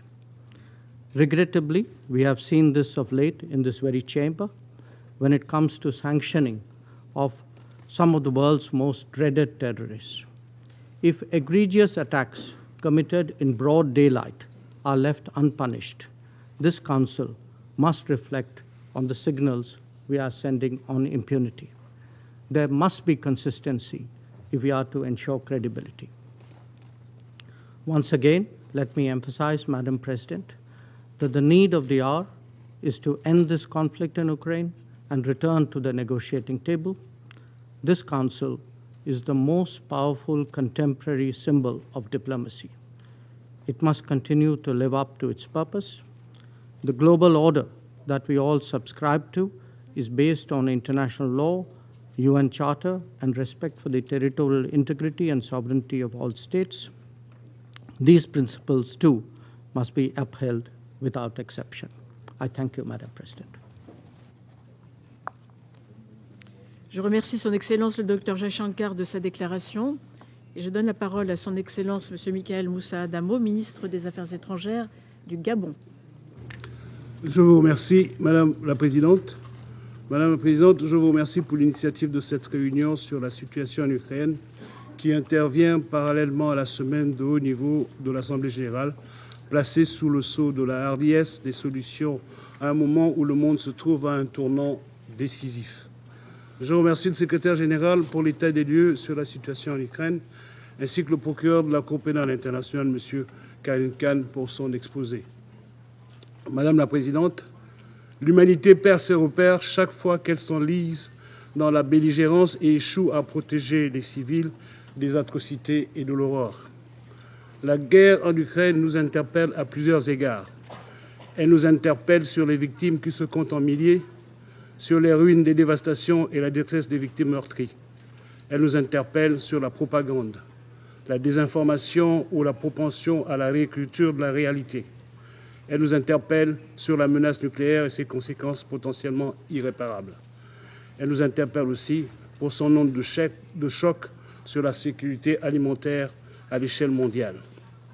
Face à cette avalanche d'interpellations, les peuples du monde ont les yeux rivés vers ce Conseil pour une réponse aux défis multidimensionnels qui se dressent sur la trajectoire de leurs aspirations pour la paix et la sécurité internationale. Aux femmes, hommes et aux enfants qui redoutent une catastrophe nucléaire et se demandent à quand la fin de la guerre en Ukraine, nous devons une réponse. Et notre réaction, Madame le Président, ne peut pas être un affrontement d'invectives. Nous devons être à la hauteur du mandat qui nous est assigné par la Charte des Nations Unies et de la confiance que les peuples du monde ont placée en cette organisation. Le Gabon, mon pays, milite pour un dialogue constructif afin de faire taire les armes. Nous sommes contre la guerre, contre les discours de haine, contre la rhétorique outrancière qui attise la belligérance et compromet les perspectives de paix. Madame la Présidente, mon pays note avec intérêt l'ouverture par la Cour pénale internationale d'enquête sur les crimes commis par toutes les parties dans la guerre en Ukraine en vue de collecter des éléments de preuve et pouvoir établir les faits ainsi que les responsabilités concernant les allégations de crimes de guerre et de crimes contre l'humanité. Aussi bien pour les allégations de massacres de masse, de disparitions et de déplacements forcés ou encore de déportation. La justice doit suivre son cours en toute transparence, en toute impartialité et en toute indépendance. Tous les mécanismes internationaux pertinents doivent être mis à profit pour que les auteurs d'atrocités puissent répondre de leurs actes devant la justice internationale. Le message de mon pays est clair. La guerre n'est pas un état de non-droit. Les parties au conflit doivent respecter les conventions internationales protégeant les civils et les infrastructures civiles en temps de guerre, notamment les conventions de Genève. Madame la Présidente, les standards qui sont appliqués à la guerre en Ukraine, à tous les niveaux, doivent aussi l'être pour tous les conflits armés et l'élan de compassion, d'assistance et de solidarité qui est, à juste titre, réservé à la guerre en Ukraine doit pouvoir être identique pour toutes les victimes de conflits armés. Nous n'oublierons pas, au moins du bilan, le sort qui a été réservé à de nombreux Africains, parmi lesquels de jeunes étudiants pour qui le chemin de l'exil a été très souvent parsemé de honte et d'humiliation à cause de leur couleur de peau, de leur origine. Nombreux se sont vus refuser l'assistance dont ils avaient autant besoin que ceux dont ils partageaient la même communauté de souffrance et de peur et de détresse. Lorsque le cœur de nombreux bat pour les victimes de la guerre en Ukraine, le nôtre bat de concert avec eux. Et lorsque la discrimination s'ajoute à l'horreur de la guerre, l'humanité doit ensemble aussi se lever pour dénoncer avec force afin que le double standard ne soit plus la règle et que le bruit des chars et des tirs d'artillerie soit insupportable partout où il résonne. Madame la Présidente, il est urgent que la crise humanitaire consécutive à la guerre en Ukraine soit jugulée et que les effets soient rapidement circonscrits. Parier sur le temps, c'est prendre le risque de voir plus de personnes innocentes tomber sous les balles, plus d'infrastructures civiles détruites, plus de familles déstructurées et des milliers d'enfants orphelins de guerre. Pour terminer, mon pays appelle les parties à la négociation au respect du droit humanitaire, au respect des principes de la Charte des Nations Unies. Nous soutenons toutes les initiatives qui ravivent l'espoir d'une solution négociée en vue de mettre fin à la guerre. Je vous remercie. Je remercie Son Excellence, M. Adamo, de sa déclaration. Je donne la parole à Son Excellence, M. Sergueï Lavrov, ministre des Affaires étrangères de la Féдерация de Russie. Спасибо, уважаемая госпожа председатель, ваше превосходительство, коллеги.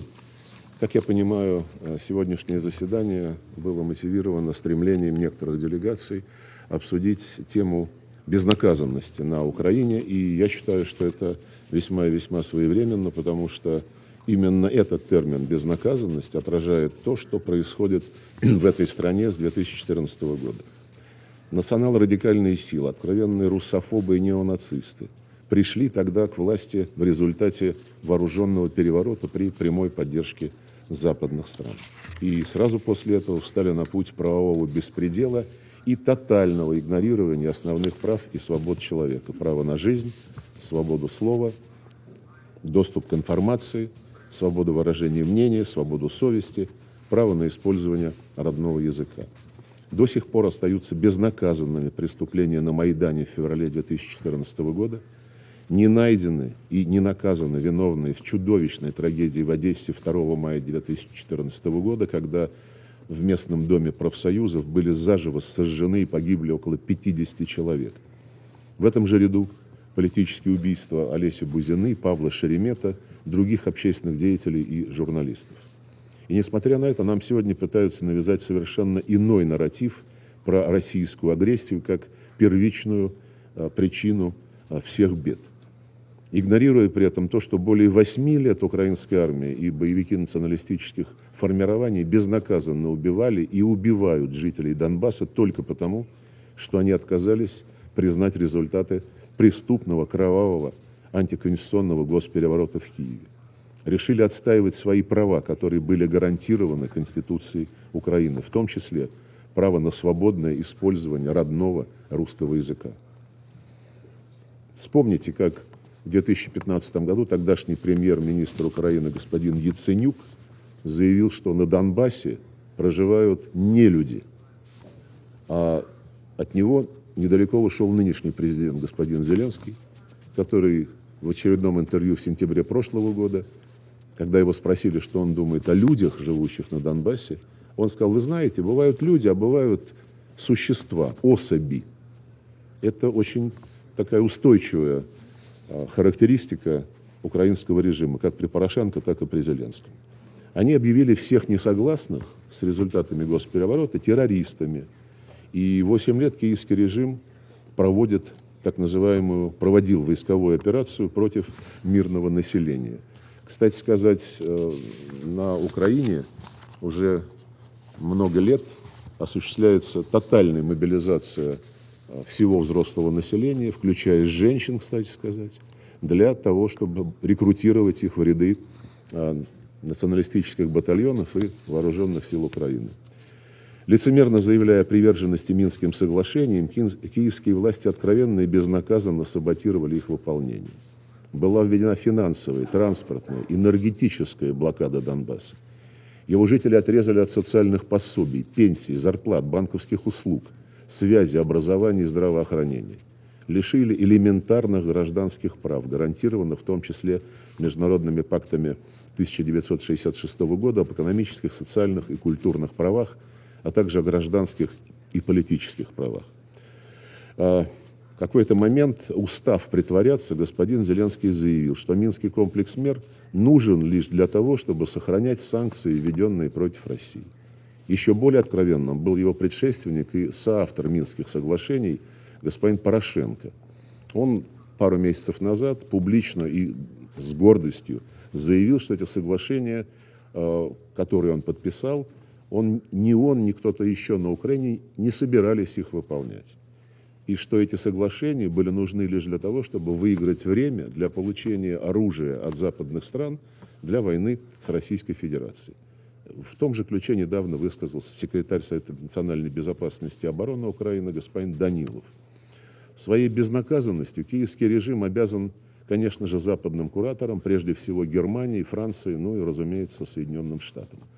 Вместо того, чтобы добиваться от киевского руководства выполнения Минских соглашений, и Берлин, и Париж, и Вашингтон цинично закрывали глаза на открытые угрозы Киева решить проблему Донбасса силой, так называемый план «Б». В последние годы киевский режим вел тотальное, фронтальное наступление на русский язык. Безнаказанно ущемлял в правах русское и русскоязычное население Украины. Были приняты скандальные языковые законы об образовании в 2017 году, об обеспечении функционирования украинского языка как государственного в 2019 год, о полном общем среднем образовании 2020 год, о коренных народах Украины 2021 год. Все они нацелены на вытеснение русского языка, по сути его полный запрет. Одновременно принимались законы, которые поощряли теорию и практику нацизма. Робкие рекомендации Венецианской комиссии Совета Европы, Управления Верховного комиссара ООН по правам человека, Верховного комиссара ОБСЕ по делам национальных меньшинств о выправлении языкового законодательства Киев игнорировал. И в свою очередь эти многосторонние структуры не нашли в себе смелости, а может быть им просто не позволили побудить украинские власти к исполнению взятых на себя международных обязательств в области прав человека.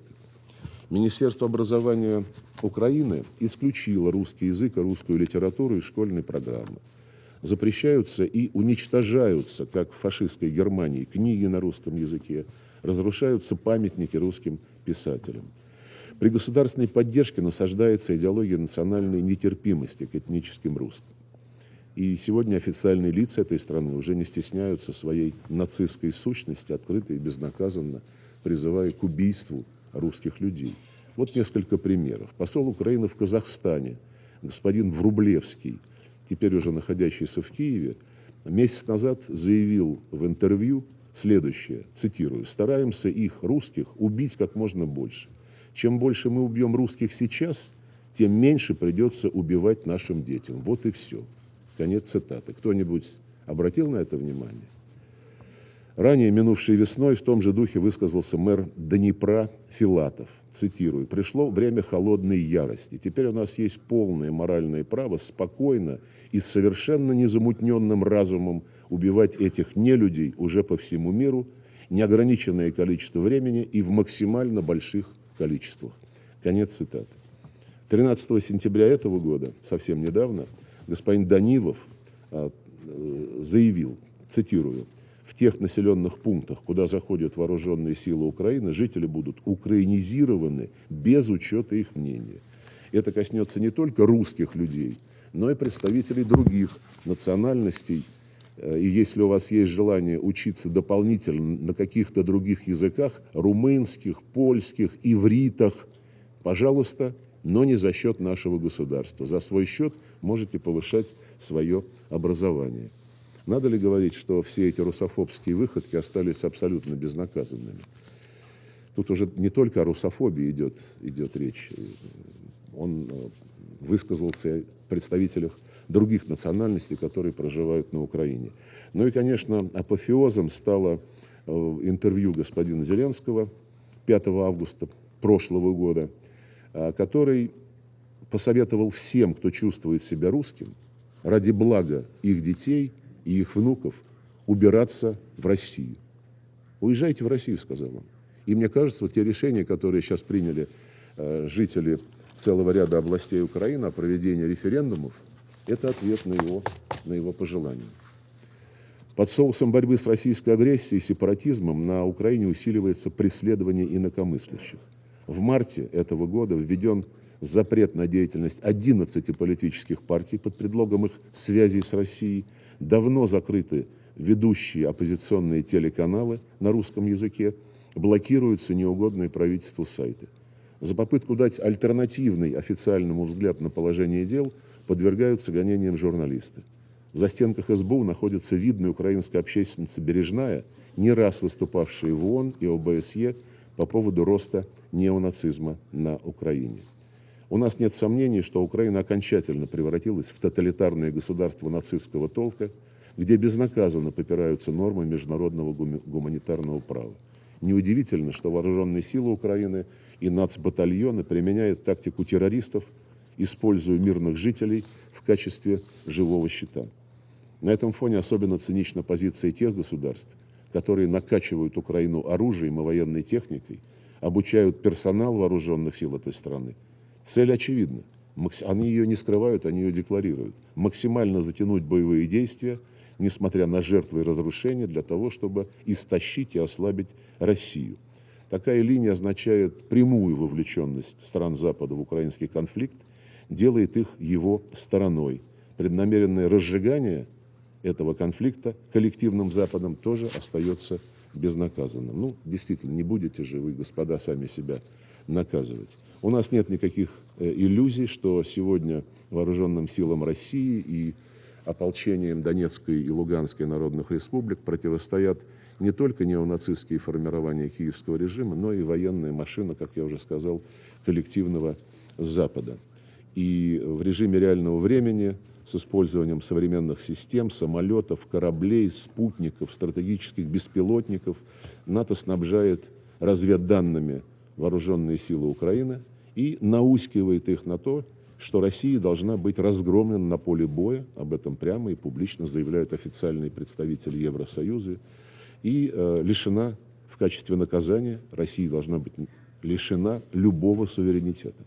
Это уже, знаете, это уже не латентный расизм, а самый что ни на есть откровенный. На фоне массированных обстрелов населенных пунктов Донбасса господин Зеленский радуется эффективности западного оружия. Вот его цитата, свеженькая.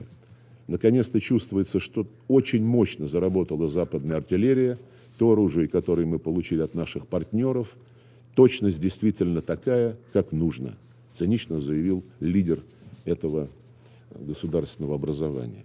При этом никаких военных или стратегических целей в обстреливаемых населенных пунктах поражено не было. Страдают только мирные жители Донбасса. С конца июля вооруженные силы Украины дистанционно минируют центр Донецка и его пригороды запрещенными противопехотными минами «Лепесток».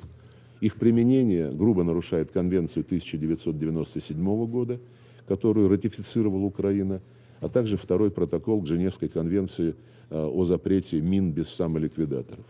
Такие бесчинства стали возможны и остаются безнаказанными из-за того, что США и их союзники при попустительстве международных правозащитных институтов 8 лет планомерно покрывают преступления киевского режима, устраивая свою политику в отношении Зеленского, исходя из известного американского принципа. Он, конечно, сукин сын, но он наш сукин сын.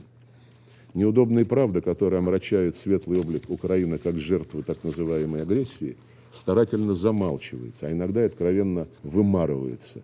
Даже западную правозащитную организацию Amnesty International, которую трудно заподозрить в симпатиях к России, подвергли суровой критике и записали в агенты Кремля. Только за то, что в своем отчете эта структура подтвердила всем известные факты о том, что Киев размещает боевые точки, тяжелые вооружения на гражданских объектах. Безнаказанными остаются преступные обстрелы Запорожской атомной электростанции боевиками киевского режима, которые создают риски ядерной катастрофы. Это несмотря на то, что с 1 сентября на станции постоянно присутствуют сотрудники МАГАТЭ, и установить сторону, виновную в обстрелах, не составляет никакого труда вообще. Напомню, кстати, что визит миссии МАГАТЭ на эту станцию был искусственно затянут, несмотря на то, что уже 3 июня все детали были согласованы, и миссия могла спокойно отправляться на Запорожскую атомную электростанцию. И потом возникла очень неблаговидная ситуация, когда Департамент безопасности секретариата ООН отказывался давать добро на конкретный маршрут, согласованный Россией и МАГАТЭ. Затем стал заявлять, что МАГАТЭ самостоятельно определяет все параметры этой миссии. Это не очень чистоплотная затея, она затянула посещение Запорожской атомной станции, миссии МАГАТЭ, на 2 месяца. Даже на 3 месяца, я прошу прощения, 3 июня, да, практически 3 месяца. Вот, серьезную тревогу мы испытываем в отношении судьбы российских военнослужащих, попавших в руки украинских националистов. Имеются многочисленные свидетельства жестокого обращения с ними, включая бессудные расправы, в нарушении требований международного гуманитарного права. Я уверен, что те, кто интересуется реальными событиями на Украине, видели видеозапись расправы украинских нацистов над российскими военнопленными, которых бросили на землю со связанными за спиной руками и расстреливали в голову. Кто-нибудь из представленных здесь стран каким-то образом комментировал это преступление? У нас есть масса свидетельств этих и иных преступных деяний киевского режима, которые совершаются регулярно с 2014 года. Российские правоохранительные органы в сотрудничестве с коллегами из Донецкой и Луганской народных республик тщательно фиксируют и расследуют факты преступлений.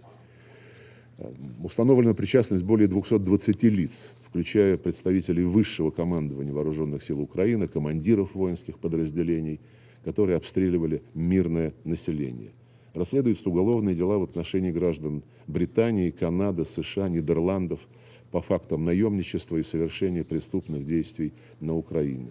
Я заверяю вас, что все виновные, вне зависимости от их гражданства, будут привлечены к ответственности. И еще раз хочу обратить ваше внимание на следующее. Когда российские и украинские переговорщики в Стамбуле в конце марта практически согласились над предложенными Киевом параметрами урегулирования, через пару дней произошла трагедия в Буче. То, что она имела постановочный характер, ни у кого не остается сомнений. И обращаю ваше внимание, дорогие господа, что западные коллеги сразу после этой инсценировки подняли истерику и ввели новый пакет санкций против Российской Федерации, голословно обвинив нас в том, что мы совершили убийство мирных граждан.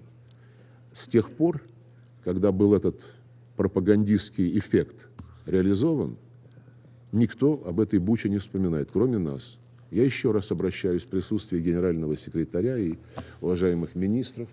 Пожалуйста, добейтесь от украинских властей, чтобы они сделали элементарный шаг. Опубликовали имена тех людей, чьи трупы были показаны в городе Буче.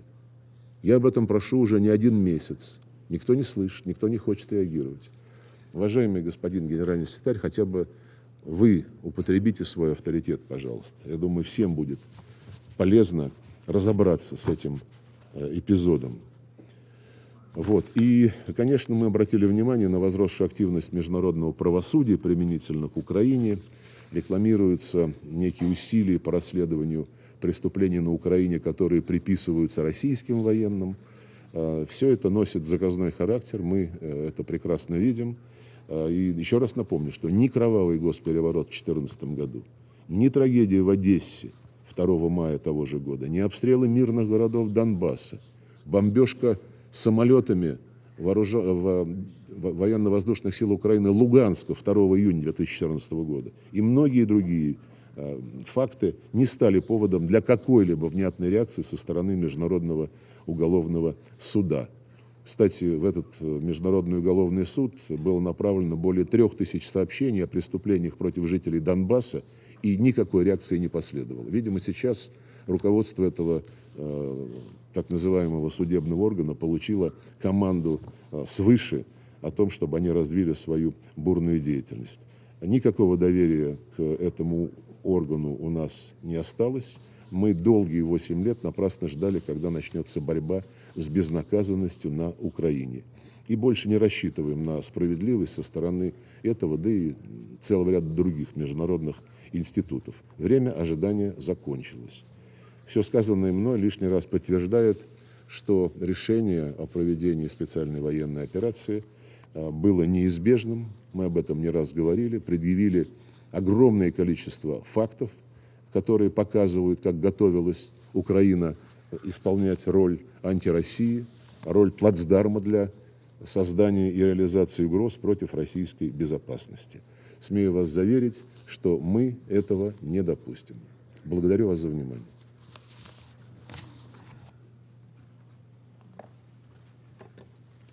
Je remercie son Excellence Monsieur Lavrov de sa déclaration. Je donne la parole à son Excellence Monsieur James Cleverly, ministre des Affaires étrangères, du Commonwealth et du Développement du Royaume-Uni, de Grande-Bretagne et d'Irlande du Nord. Madam President, Mr. Secretary General, Mr. Khan, thank you. 77 years ago, UN members agreed solemn principles in the UN Charter, vital for international peace and security. They undertook to refrain from the threat or the use of force against the territorial integrity or the political independence of any state. Yet, 7 months ago, President Putin invaded Ukraine illegally and without justification. He ignored the resounding pleas for peace that I heard in this Council on the 17th of February.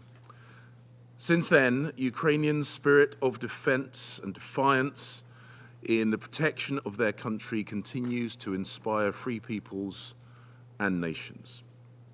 Every day, the devastating consequences of Russia's invasion become more clear. UN agencies have confirmed more than 14,000 civilian casualties so far, and the actual total is likely to be much higher. More than 17 million Ukrainians in humanitarian need, 7 million displaced within Ukraine, and more than 7 million Ukrainian refugees in Europe. We see the mounting evidence of Russian atrocities against civilians, including indiscriminate shelling and targeted attacks on over 200 medical facilities and 40 educational institutions, and horrific acts of sexual violence. We see from the reports of the Office of the High Commissioner for Human Rights that in parts of Ukraine currently under Russian control, civilians are subject to torture, arbitrary detention, and forced deportation to Russia. And we have seen more grisly discoveries in Izium. And it's not just Ukrainians who are the victims. President Putin's war has spread hardship and food insecurity across the globe, plunging millions of the world's most vulnerable into hunger and famine. And once again, as we've seen here today, Russia has sought to deny responsibility. It has tried to lay the blame on those who have rightly imposed sanctions on President Putin's regime in response to his illegal actions. Let us be clear, we are not sanctioning food. It is Russia's actions that are preventing food and fertilizer getting to developing countries. It is Russia's tactics and bombs that are to blame for destroying Ukraine's farms, infrastructure, and delaying its exports. I sat here in February, listening to the Russian representative assuring this Council that Russia had no intention of invading its neighbor.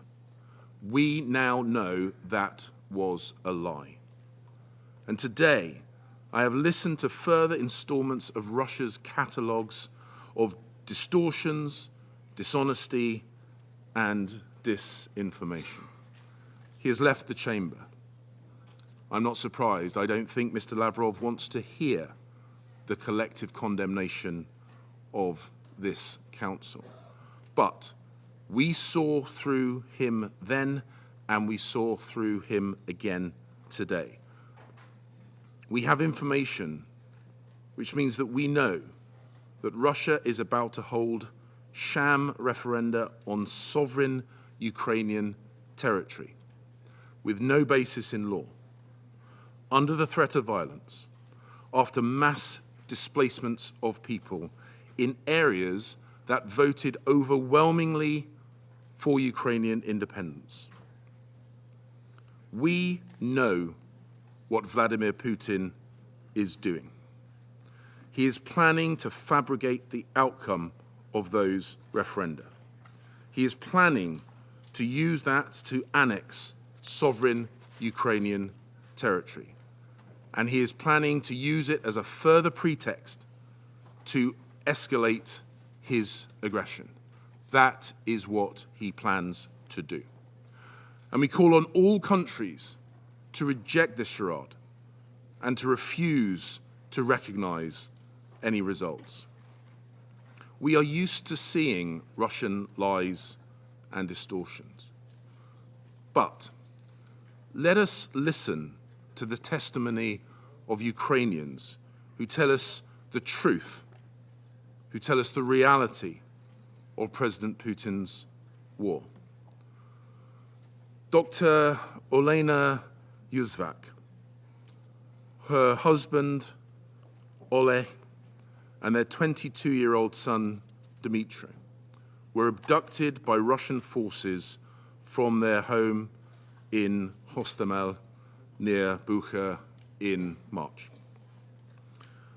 Russian soldiers shot Ole twice in the legs before they were all blindfolded and bundled into an armored personnel carrier. And I want you to hear Olena's story in her own words, and I quote, "First, they took us to a bombed-out house. The Russian soldiers kept saying they were going to kill us. My husband was left for hours lying on the floor in the pool of his blood. I don't know why. We'd done nothing wrong. Then they took my son away from us. I don't know where. I don't know if we'll ever see him again. I just want my boy back." End of quote. Olena's story and those of many others tell us the truth, the real truth. This is a war of annexation, a war of conquest, to which President Putin now wants to send even more of Russia's young men and women, making peace even less likely. Mr. Putin must understand the world is watching and we will not give up. Of members of the Security Council, we must unequivocally reject Russia's attempts to annex Ukrainian territory. We must make clear to President Putin that his attack on the Ukrainian people must stop, that there can be no impunity for those perpetrating atrocities, and that he must withdraw from Ukraine and restore regional and global stability. If he chose to, he could stop this war, a war which has done untold damage to the Ukrainian and the Russian peoples. His war is an assault on Ukraine, an assault on the UN Charter, and an assault on the international norms that protect us all. So, we stand with our Ukrainian friends for as long as it takes, because Ukraine's fight for freedom is the world's fight for freedom. It is our fight for freedom.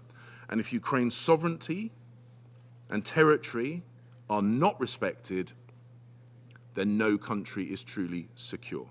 These are the reasons why Ukraine can and must win. Thank you. Je remercie Son Excellence M. Cleverly de sa déclaration. Je donne la parole à Son Excellence Madame Shirley Ayorkor Botche, ministre des Affaires étrangères et de l'intégration régionale du Ghana. Madam President, Excellencies, let me thank France for organizing this high-level meeting. I would also like to thank Secretary General Antonio Guterres for setting the tone for this meeting with his very clear statement. We welcome also the briefing from Mr. Karim Khan, the prosecutor of the ICC. The world has been united since this Council's referral over Darfur in Resolution 1593, 2005, nearly 2 decades ago, that impunity anywhere poses serious threats to international peace and security, the international legal order, and our multilateral system. We have systematically reinforced our institutions and defined conduct and sanctions to expose, prevent, or punish those acts or behavior that defy the norms we are committed to live by. No state, however powerful, should get a pass. To do so unravels a central tenet of our global civilization. It puts at stake the lives and liberties of those less powerful, wherever they live. That is why the members of this council must act in an urgent and unified manner to end the near paralysis of the council and the war in Ukraine. The toll of that war is intolerable, and the lack of unified resolve risks making our universal organization an enabling factor for impunity in Ukraine. The damage to the standing of the Charter may be incalculable. Ghana is especially concerned about the intensification of the war in Ukraine across several lines, with civilian populated areas and civilian infrastructure being the targets of bombardments. We regret that the basic laws which govern the conduct of modern warfare and protect ordinary people who are caught in the crossfires of war have not been respected. We are distressed by the diverse, horrifying, and painful humanitarian threats which have accompanied the war. Some 14 million people, mostly women and children, have been displaced from their homes and face heightened risk of conflict-related sexual and gender-based violence. Human trafficking, filtration processes, and forced disappearances, torture, and other violations of the rights and freedoms of the people are widespread. We remain gravely concerned by the manifest threats of a nuclear episode, whether by accident or deliberate action, because of the constant military engagements around the Zaporozhye nuclear power plant. The disregard for the requisites for nuclear safety and security, including for the delineation of a safe zone, are deplorable. And we support the efforts by the International Atomic Energy Agency to avert a nuclear catastrophe. With the rising death toll, civilian casualties, and growing reports of war crimes and other human rights violations, we must uphold our responsibility as a council and send a clear message that perpetrators of atrocities would be held to account. The suffering in Ukraine is abhorrent and should not be dismissed as the mere consequence of war. To do so, we would be endorsing the atrocities and sanctioning impunity. In this regard, we underscore the importance of ensuring accountability for all war crimes committed in Ukraine. Accountability is fundamental to preventing impunity. We must affirm our determination that the litany of atrocious acts that have taken place in Ukraine would be submitted to thorough, transparent, and independent investigations to establish the facts and for the attribution of international crimes to their perpetrators. Ghana remains supportive of international accountability measures, including the various investigative processes being undertaken by the ICC and the Human Rights Council. We believe that in seeking criminal accountability and justice for the victims of the war in Ukraine, the important questions about international remedy and reparation measures, especially for victims of conflict-related sexual abuses, must be addressed. We also express our support for the United Nations Early Recovery and Resilience programs already being undertaken. Madam President, we have expressed several times our principled position against the aggression on Ukraine, which we consider to be a disregard for the rules of international law and the principles of the Charter. Ukraine, as a sovereign state and a member of this organization, has every right, we believe, and indeed a responsibility to defend its territorial integrity and political independence. We recognize the tremendous courage and resilience of the Ukrainian people. Ghana does not and will not recognize any territory that is unilaterally and forcefully required or acquired as dismembered from a sovereign entity. We reiterate the call on the Russian Federation to immediately and unconditionally cease its operations, withdraw its troops from the internationally recognized borders of Ukraine, and respect its neighbors' sovereignty and political independence. The need for a credible pathway for a genuine diplomatic process is urgent. The barrel of the gun does not provide such a pathway. It only leads to needless loss of lives and destruction on both sides. Indeed, the costs of the war have been high, not only for the parties, but also for the rest of the world.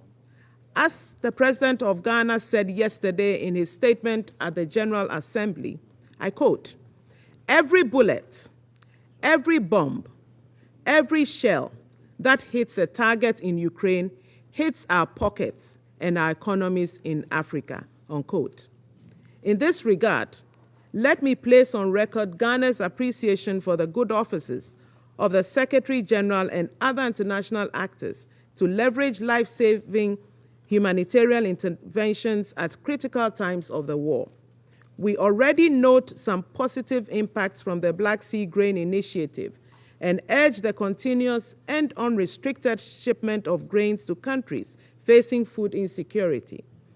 We encourage all stakeholders to reach an early agreement for the export of Russian fertilizers and crop products, especially needed for agrarian-dependent economies. Madam President, let me conclude with an appeal. In a week when the eyes of the world are on us and millions around the world look to the United Nations for leadership and hope, we must send a strong message that impunity will not be tolerated, that we need to act through concerted diplomacy to end the war in Ukraine. I thank you. Je remercie Son Excellence Madame Bocce de sa déclaration. Je donne la parole à Son Excellence Monsieur Carlos Alberto Franco França, ministre des Affaires étrangères du Brésil. Madame la Présidente, je remercie la France d'avoir organisé la présente séance. The conflict in Ukraine affects us all, even in regions far from where hostilities are taking place.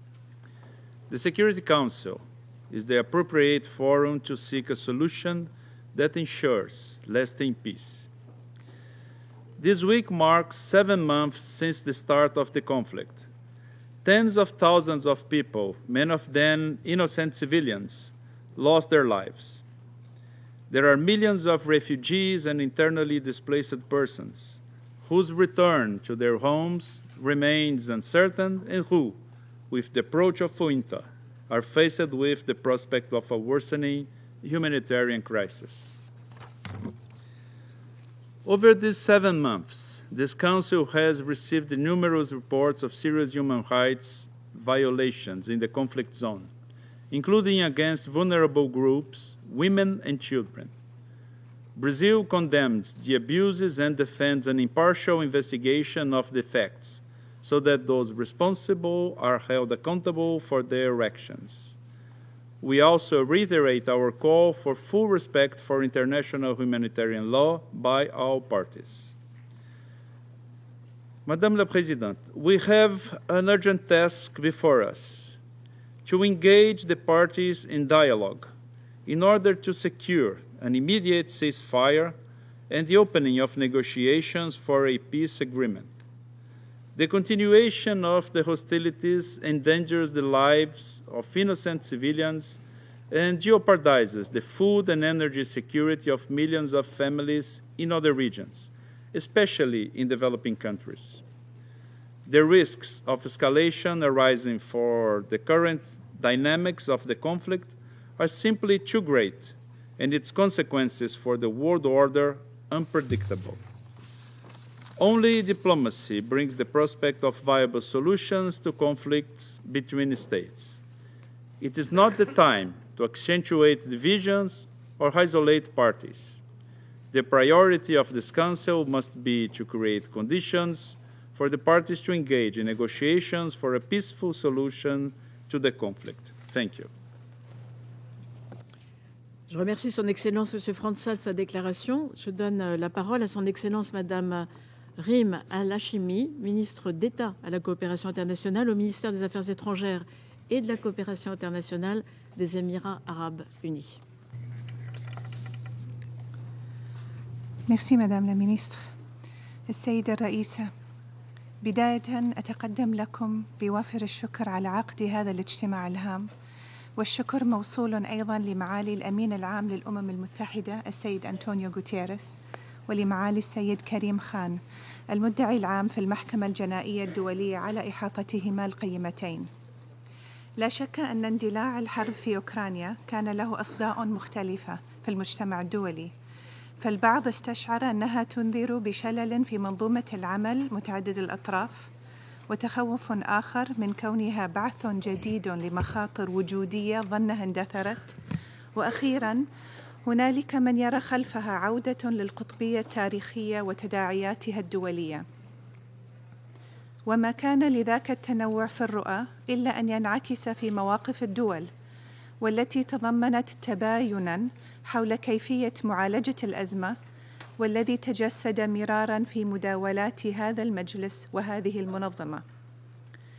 وبالرغم مما تحتويه من فروقات واضحة، إلا أن مواقف الدول تضمنت أيضاً إجماعاً راجحاً حول مرجعية القانون الدولي وضرورة احترامه، يعود لكونه الفيصل بين ازدهار الحضارة وانعدامها في النظام العالمي، حيث سن القانون الدولي كما يعبر ميثاق الأمم المتحدة ضوابط لتعاملات الدول وممارساتها المبنية على مبادئ السيادة والاستقلال وحسن الجوار ووحدة وسلامة الأرض، والتي شكلت روافد لأمن الدول وإنمائها، ولا تمتثل في ذلك لتفاوت القوة أو الحجم.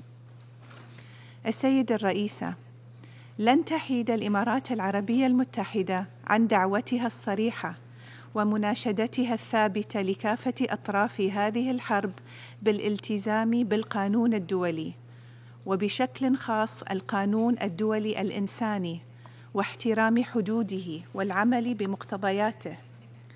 وفي هذا الصدد إن مفاد التقارير عن خروقات يومية لهذا القانون مدعاة لقلقنا البالغ حول ما آلت الحرب على المدنيين بالذات.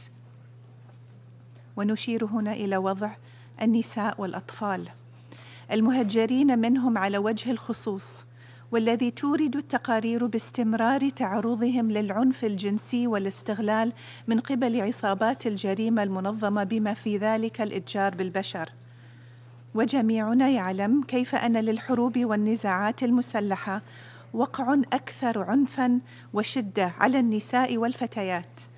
لذلك فإننا نرحب بكافة الجهود القائمة بما في ذلك من قبل مؤسسات الأمم المتحدة لمعالجة الوضع الإنساني مع مراعاة خصوصية عواقب الحرب عليهن. ومع ضرورة التوصل إلى وقف الأعمال العدائية، يظل السلام هدفنا الأسمى، والذي تتطلب استدامته مصالحة شاملة مدعمة بالمساءلة والعدالة لضحايا الحرب. وكما نكرر ضرورة مشاركة المرأة بدورها في حل النزاع وإرساء السلام بشكل كامل وفاعل ومتساوي، والذي يعكس ليس فقط خصوصية تجربتها في الحرب، بل ومركزية منظورها في صناعة السلام. السيدة الرئيسة، ستستمر دولة الإمارات في مسلكها الداعي للحوار وخفض التصعيد والتأجيج، وتشجيع التعاون وصياغة توافق يضمن الاستقرار في الدول وبينها. ونذكر هنا بملاحظة مهمة: لا يختلف القانون الدولي عن نظيره المحلي في أن الاستثناءات من دون عواقب طبعت الممارسة في سباق إلى القاع.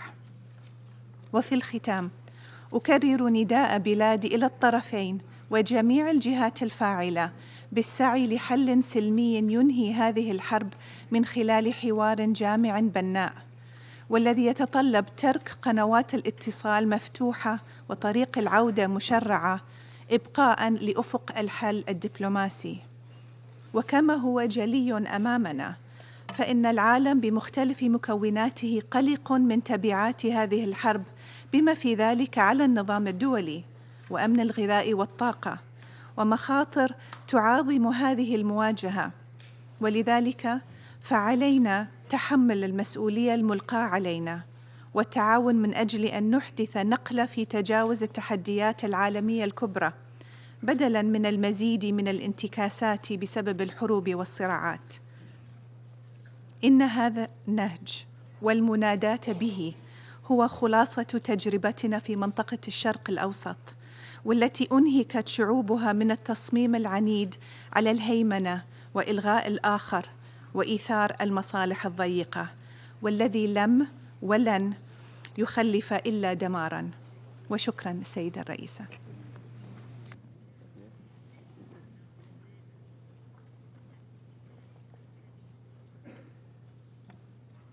Je remercie Madame Alchimi de sa déclaration.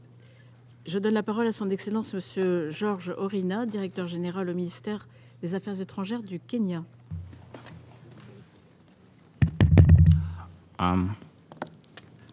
Madam President, Excellencies. Madam President, Kenya's delegation commends you and France for the able stewardship of the Security Council during the month of September. I thank the Secretary General Antonio Guterres and Mr. Karim Khan for their updates on the situation in the Ukraine. The war in the Ukraine is a serious breach of the United Nations Charter. The obligation to respect the territorial integrity of all member states will be further undermined should any action be taken to change the legal character of the areas in eastern Ukraine. We are in a moment of grave danger to international peace and security. The escalation of the war the international community feared is underway. There are now clear threats being issued about the potential deployment of weapons of mass destruction in the conflict. On the battlefield, civilians are being subjected to serious harm in contravention of the fundamental international law and human rights obligations. It is a priority of the utmost urgency that national authorities subject their soldiers to severe disciplinary action for any abuses, especially on civilians and captured combatants. Military commanders should surrender those suspected for such atrocities to the relevant authorities for prosecution. All the parties, including those making allegations of human rights abuses, or all those against whom the allegations are made, should agree to prompt, independent, and impartial investigations. Even as we justly condemn and call for accountability of war-related violations, we know that the truest protection of civilians is to stop the war. In this regard, Kenya calls for an immediate cessation of hostilities. Active hostilities should be replaced by a mediated agreement that secures the sovereignty and territorial integrity of Ukraine while addressing the security concerns of all parties and regional stakeholders. Madam President, the situation in Ukraine is highlighting the need for serious reforms of the United Nations Security Council. His Excellency Dr. William Ruto, President of the Republic of Kenya, in his speech yesterday at the General Assembly, called for the democratization of the Security Council if its damaged legitimacy is not to be totally destroyed. Our President made the clarion call that it was time that the Council more powerfully heeded the voice and place of Africa through reform of its membership. He welcomed President Joe Biden's announcement calling for the permanent and non-permanent membership of the Council to be expanded. If there is a major result the world needs from Ukraine, beyond peace and security for the people of Ukraine, it is for such an announcement to lead to real change. The farmers, villagers, pastoralists, fishfolk, traders, and workers of Africa need their livelihoods protected from the climate crisis. They need the many serious conflicts on the Security Council agenda solved are not relegated to the margins because of the Ukraine. Who will protect their interests in the Security Council by having the means from an amended UN Charter? Only permanent membership by the African states will do. In this regard, we call on the entire permanent membership to commit to fully embracing reforms. It is the only way the people of the world will consider this institution legitimate enough to earn their regard and cooperation. Madam President, I conclude by saluting the individuals, institutions, and governments, as well as the UN bodies and agencies that continue to help alleviate the suffering of those affected by the war in Ukraine. I reaffirm Kenya's respect for Ukraine's sovereignty and territorial integrity within its internationally recognized border. I thank you for your kind attention. Je remercie Son Excellence M. Orina pour sa déclaration. Je donne la parole à Son Excellence M. Dmytro Kuleba, ministre des Affaires étrangères de l'Ukraine. Madam President, distinguished members of the Security Council, Secretary General Guterres, Prosecutor Hahn, I thank the French presidency for keeping the focus of the Security Council on the most pressing threat to international peace and security in this century, Russia's war of aggression against Ukraine. Right as we speak, bodies of innocent victims are still being exhumed from at least 445 graves in the recently liberated city of Izum. Some are not entire bodies, but only parts of them, like a few pairs of children's legs in one of the graves. The grief of those who are close and beloved is yet another drop in the ocean of suffering that Russia has inflicted upon the people of Ukraine since 7 months and 8 years of its barbaric aggression. Many of you may have seen the image of a dead hand of a 36-year-old Ukrainian soldier. His name was Sergei Sova, with a yellow and blue bracelet still on it. I do wear one too. Just want to show it to you. Many of us do.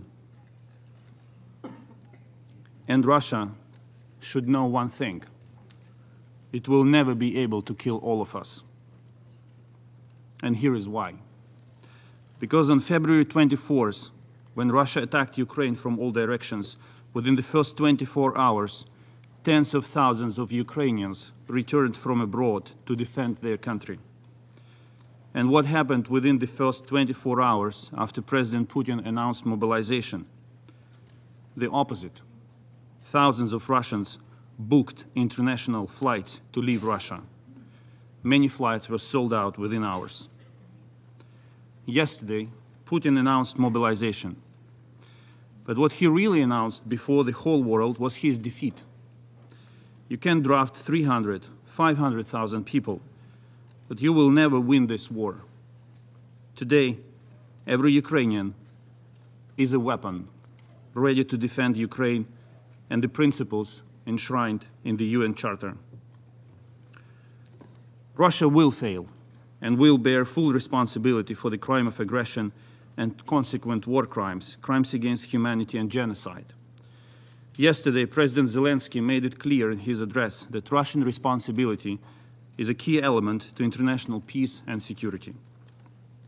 Ukrainian law enforcement, together with partners at the International Criminal Court and countries who support both Ukraine and the ICC, work collectively to collect evidence of Russian crimes and hold perpetrators to account. We trust in the International Criminal Court. Justice will be served. We owe it not only to thousands of victims, but to future generations in Ukraine and beyond. There will be no peace without justice. I emphasized that none of the Russian crimes in Ukraine would have been possible without the crime of aggression against Ukraine committed by Russian leadership. It cannot go unpunished. And the only feasible way to put President Putin and his entourage on trial is to establish a special tribunal for the crime of aggression against Ukraine. I reiterate my call on all states to back this undertaking for the sake of the very basic principles of humanity and the UN Charter. Excellencies, many of you may listen to me right now with one question in mind. Is there a chance for peace? Will Ukraine negotiate with Russia in order to end this war? I want to state crystal clear. No other nation in the world craves for peace more than Ukraine. President Zelensky was very outspoken about it yesterday. We have never wanted anything but peace and stable development. We have never wanted this war and never chose it. We simply want to live normal life. But it's not enough for Ukraine to want peace. Russia must prioritize diplomacy over war in order to give peace a chance. What we see instead is Russian leadership seeking a military solution only. Distinguished colleagues, this chamber has seen many heated debates since 1945, many crises. But the amount of lies coming from the Russian diplomats is quite extraordinary. Today, we are mostly focusing on crimes committed by Russian soldiers in Ukraine. But if anyone thinks they are the only one ready to kill, torture, rape, cut off genitals, they are wrong. Russian diplomats are directly complicit because their lies incite these crimes and cover them up. Apparently, the only thing in today's address by Russia in this torrent of lies worthy of reaction is the inappropriate slang used when mentioning a president of a foreign country, the president of Ukraine. I also noted today that Russian diplomats flee almost as aptly as Russian soldiers. Before February 24th, Russian diplomats here at the United Nations had repeatedly denied plans of a full-scale invasion of Ukraine. The Russian president himself lied into the face of European leaders, saying he was not planning to attack. It was days before the invasion. Russia is shameless. They sit at the chair they occupied in 1991 on dubious legal grounds, armed with a veto right and the feeling of total impunity. Russians are confident that they can get away with anything and they are entitled to do anything they want. They think this seat allows them to violate borders in a 19th century style imperialist conquest. They think it allows them to shell nuclear power plants and seize them. They think it allows them to unleash missile terror on civilians and critical infrastructure. They think it allows them to threaten the world with the use of nuclear weapons. They must be held accountable for all of this. The issue of responsibility is central to the debate. We need to ensure that behavior like this is punishable. Otherwise, every force in the world, every evil force in the world, will be tempted to follow in Russia's footsteps. I don't need to remind anyone at this table how many forces on the planet would like to question the borders of their neighbors. If Russia can do this, why can't they? Today, we're talking not only about Ukraine and Russia. The global security crisis we all face is so much larger. All members of the Council must realize that on February 24th, Russia attacked not only Ukraine, it dealt a deadly blow to the very foundations of the United Nations Charter.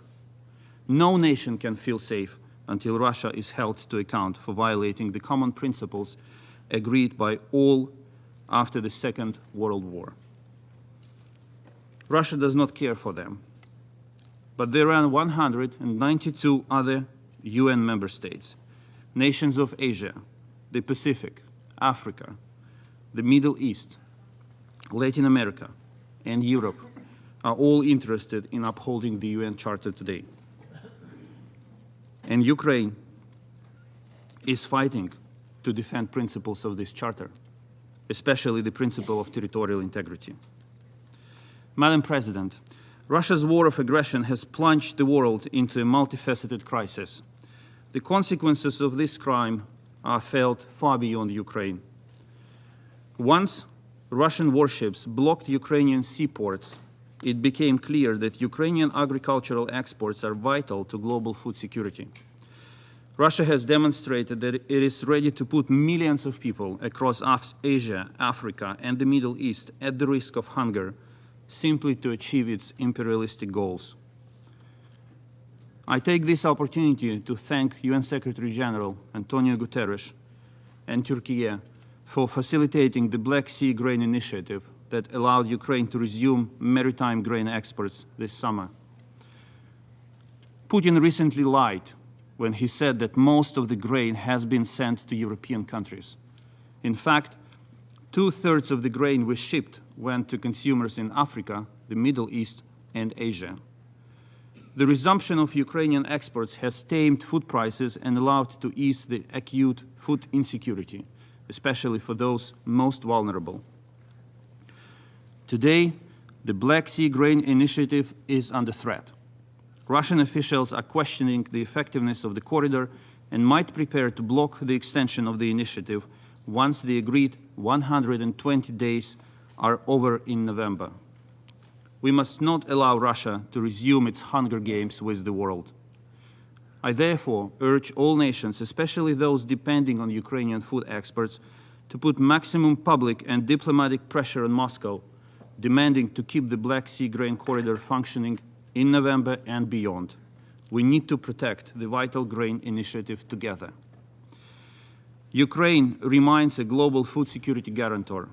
Despite our own dire situation, we decided to provide humanitarian aid to Ethiopia and Somalia, sending them an additional amount of our grains.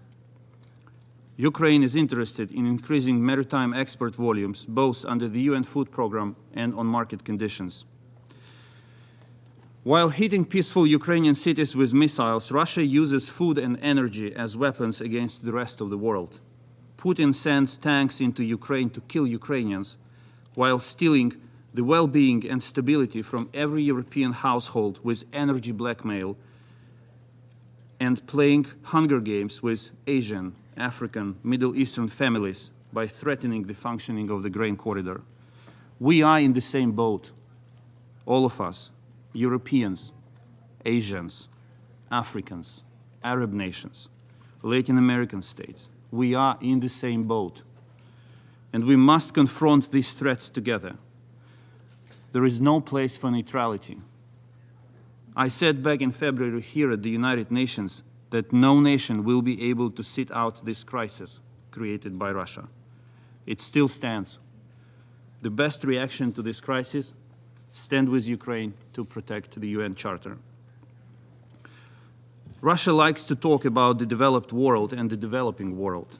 They try to drive a wedge between ones and the others. We in Ukraine do not differentiate. All people deserve a normal life, safety, stability, and confidence. But we must stay united to stop Russia's blackmail and the war on humanity it launched.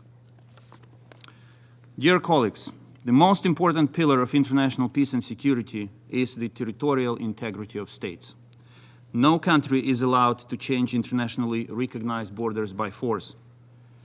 Russia has badly damaged this principle, and now the threat of war is hanging over everyone's head.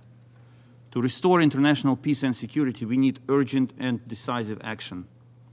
Yesterday, President Zelensky proposed a peace formula which includes not only accountability, but a mechanism of security guarantees based on Article 51 of the UN Charter.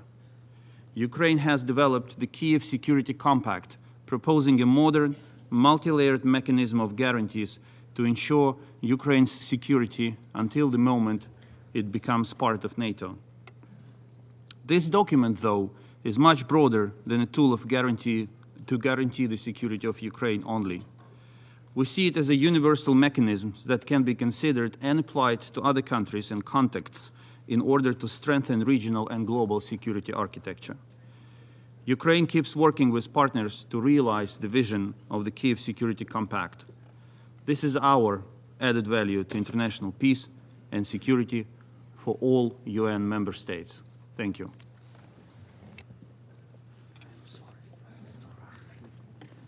Je remercie Son Excellence M. Kouleba de sa déclaration. Je donne la parole à Son Excellence M. Jan Lipavsky, ministre des Affaires étrangères de la Tchéquie. Thank you, Madam President, Mr. Secretary General, Excellencies. Let me thank the French Presidency for the opportunity to participate in this important meeting. The Czech Republic now holds the rotating EU presidency. The EU is a core promoter of values and principles of the UN Charter. Czechia hosts the highest number of Ukrainian refugees per capita, over 400,000 in 10 million country. Russia's colonial, unprovoked and illegal war of aggression against Ukraine sent this massive wave of the most vulnerable population abroad. Russian aggression is perhaps the most dangerous challenge to global peace in recent decades. Today, it is about Ukraine. Tomorrow, it may be another country. In August 1968, it was Czechoslovakia, invaded by Moscow-led troops. A crackdown on the so-called Prague Spring, a violent interference in another country's peaceful life, turning my country into an occupied colony. We are hearing about the hastily organized sham referendums in part of Ukraine. Russia cannot trick the international community and steal again another state's territory. Russia's aggressive colonial policy and imperial desires must be rejected for good. Ukraine refused the slavery and bravely fights for a multilateral world where rules protect peace. We are horrified by the atrocities committed by Russian troops in Mariupol, Bucha, Irpin, Izium, and elsewhere, and extremely concerned by the reports on the so-called filtration camps run by Russia in Ukraine. Hundreds of thousands of Ukrainian citizens have been deported to Russia, including children. There are testimonies of sexual and gender-based crimes used as a method of warfare. All must be investigated and perpetrators must be held accountable. We applaud the Secretary General for launching the UN fact-finding mission on events in Olenivka. More than 40 states, including Czechia, referred the situation in Ukraine to the ICC, which opened its investigation into the situation in Ukraine already in March. We strongly support the ICC, including by seconding a public prosecutor and by voluntary contributions. And we call for establishment of a special international tribunal to prosecute the crime of aggression committed by Russia. Czech law enforcement agencies have launched criminal investigation of certain crimes based on the principle of universal jurisdiction. The Security Council members bear global responsibility for peace and respect to international law. Please act. We need peace in Ukraine. We need to restore respect for the UN Charter and international law. We need to ensure justice for victims and to stop impunity of the perpetrators. Thank you very much. Je remercie Son Excellence M. Lipavsky de sa déclaration. Je donne la parole à Son Excellence Mme Annalena Baerbock, ministre fédérale des Affaires étrangères de l'Allemagne.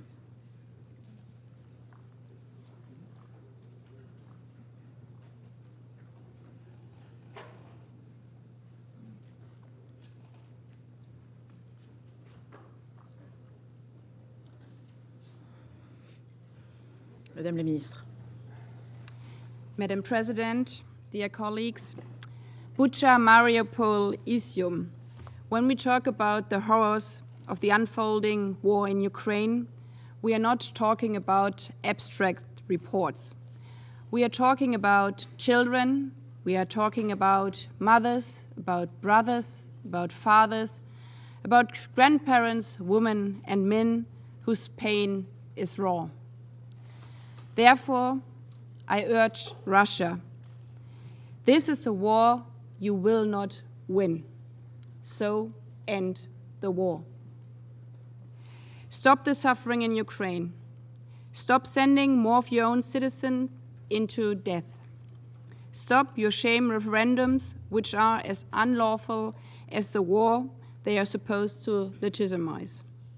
Stop the grain war that is driving hunger across the globe, especially in the south. And stop paralyzing this very body, the United Nations Security Council. For many of you here and for some in the General Assembly, this war might have seemed like the regional war far away in February 24th. Because in many parts of the world, there's too much suffering itself, driven by conflict, driven by climate catastrophe, driven by the pandemic and by hunger. We did hear this. We in Germany, we could also feel you in this understanding.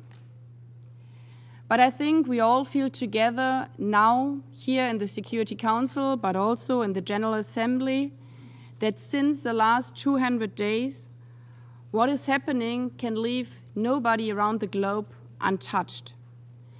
Now, for 200 days of Russia's brutal war in Ukraine, President Putin's most recent announcements make it clear beyond any doubt.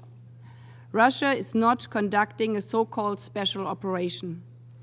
Russia is leading a full-fledged war of aggression with war crimes, with torture, with rape, even of children. Russia's war is since 200 days is also increasing the hunger, the poverty, the insecurity in the world all around the globe. And I think this is a clear sign that the Russian foreign minister only came in for his own speech and then spoke for quite some while, but didn't even mention the hunger, the poverty, the results all around the world. And today in the streets of Moscow, there are no queues of volunteers wanting to join the war in Ukraine. What we see instead are courageous men, women, and even children taking to the streets because they do not want to be part of this war against Ukraine, and they want not to be part of the hunger war in the world. These men and women feel what we all feel, regardless of where we hail from north, south, east, or west. That all this war brings is pain, death, and destruction.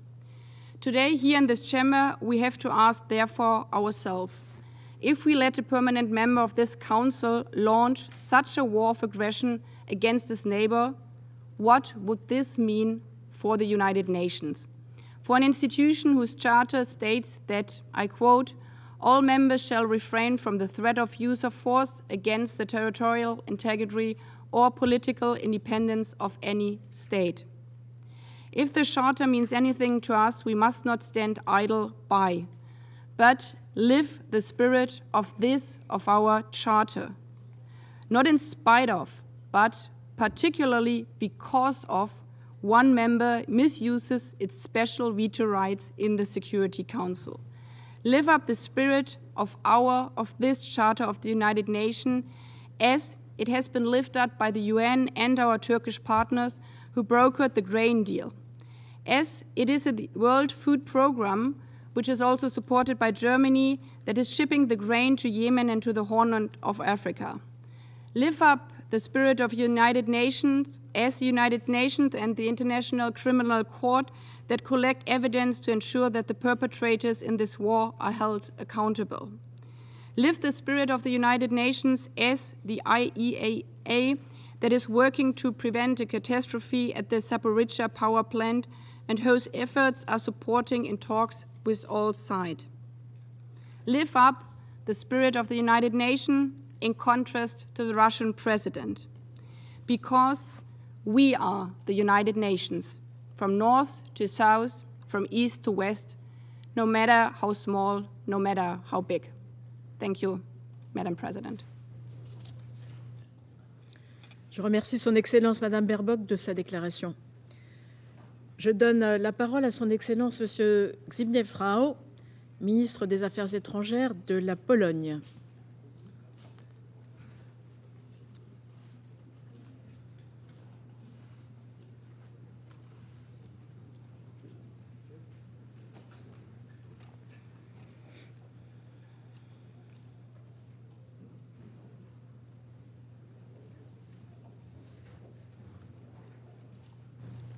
Monsieur le ministre. Thank you, Madam President. Dear ministers, the main reason behind today's meeting is Russia's decision to attack its neighbor, a fellow member state of the United Nations. Russia, despite being a permanent member of the Security Council, whose responsibility for international peace and security should be even greater, decided to breach the most fundamental principles of our world order. The invasion has shown a total disrespect and disregard for international humanitarian law and human rights law. The Russian forces have committed horrific atrocities, extrajudicial executions of civilians, enforced disappearances, torture, or sexual violence, including against children. Unable to crack Ukraine's military resistance, Russia turned to terror against civilians as a basic tactics of its war. Each day brings new evidence and testimonies of Russian crimes committed in the occupied territories. We are shocked by the discovery of chambers of torture and mass graves containing bodies showing signs of torture and brutality in newly liberated Izium. With new reports coming, Izium may become another symbol of Russia's barbaric methods. Against this dire background, Poland continues to advocate for full accountability for all the violations and compensation for the inflicted damage. We support the investigations by Ukrainian prosecutors, as investigations initiated by other states. We have been closely cooperating with the International Criminal Court Prosecutor's Office. We were among the broad group of the OEC participating states who twice invoked the OEC Moscow mechanism. We support the work of the UN Human Rights Council's Commission of Inquiry. Also, we have opened a domestic criminal investigation into Russia's war of aggression. This is a crime penalized under Polish law. Finally, Poland has helped to establish a joint investigation team operating within the EU Agency for Criminal Justice Cooperation framework to collect and preserve evidence of the committed crimes. We should give due consideration to several initiatives put forward by Kiev, such as the Special Tribunal for Crimes of Aggression committed against Ukraine and the international mechanism to provide compensation for damage caused by Russia. Let me reaffirm Poland's solidarity with the people of Ukraine, who have shown remarkable courage, resolve, and resilience. They have stood up for their country and their independence with bravery and determination. Now, it is our turn to stand up for the principles that protect us all. we must hold Russia accountable for the invasion and all the crimes committed in the course of this aggression. Thank you, Madam President. Je remercie son Excellence M. Rao de sa déclaration. Je donne la parole à son Excellence M. Gabrielius Landsbergis, ministre des Affaires étrangères de la Lituanie.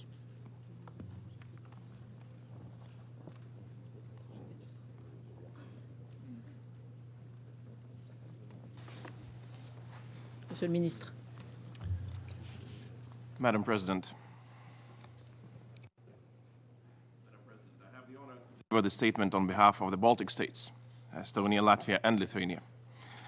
The major reason we meet today is that the permanent member of the Security Council, Russia, is openly threatening security and the rules-based global order, the very cause this council was created for.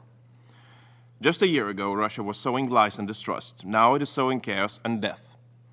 Day by day, Russia defies the principles of the United Nations and has already become a synonym of brutality, state-run terrorism, and genocide.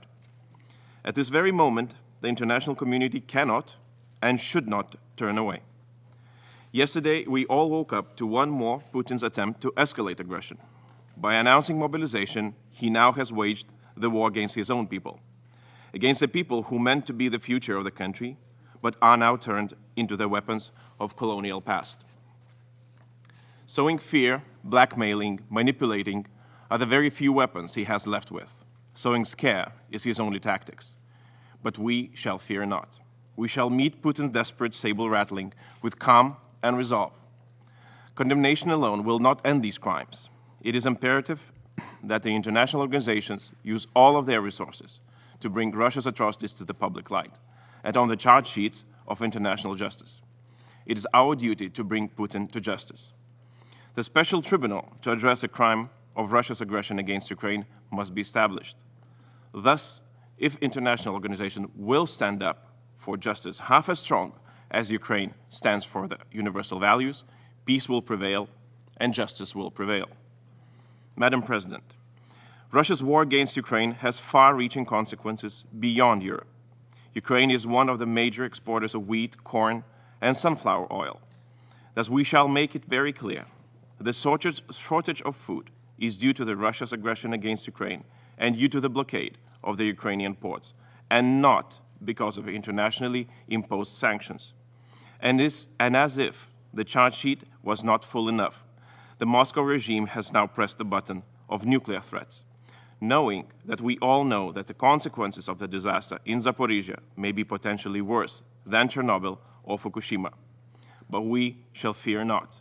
We shall use all the power of international community to demand from Russia the unconditional withdrawal of its military from Zaporizhia. Madam President, when we say Ukraine, we mean true courage and unbeatable resilience. Ukraine fights for every principle the UN stands for. Ukraine fights for every one of us. Therefore, Madam President, I call on this Council, do not fear to act, fear of your doubt and indifference.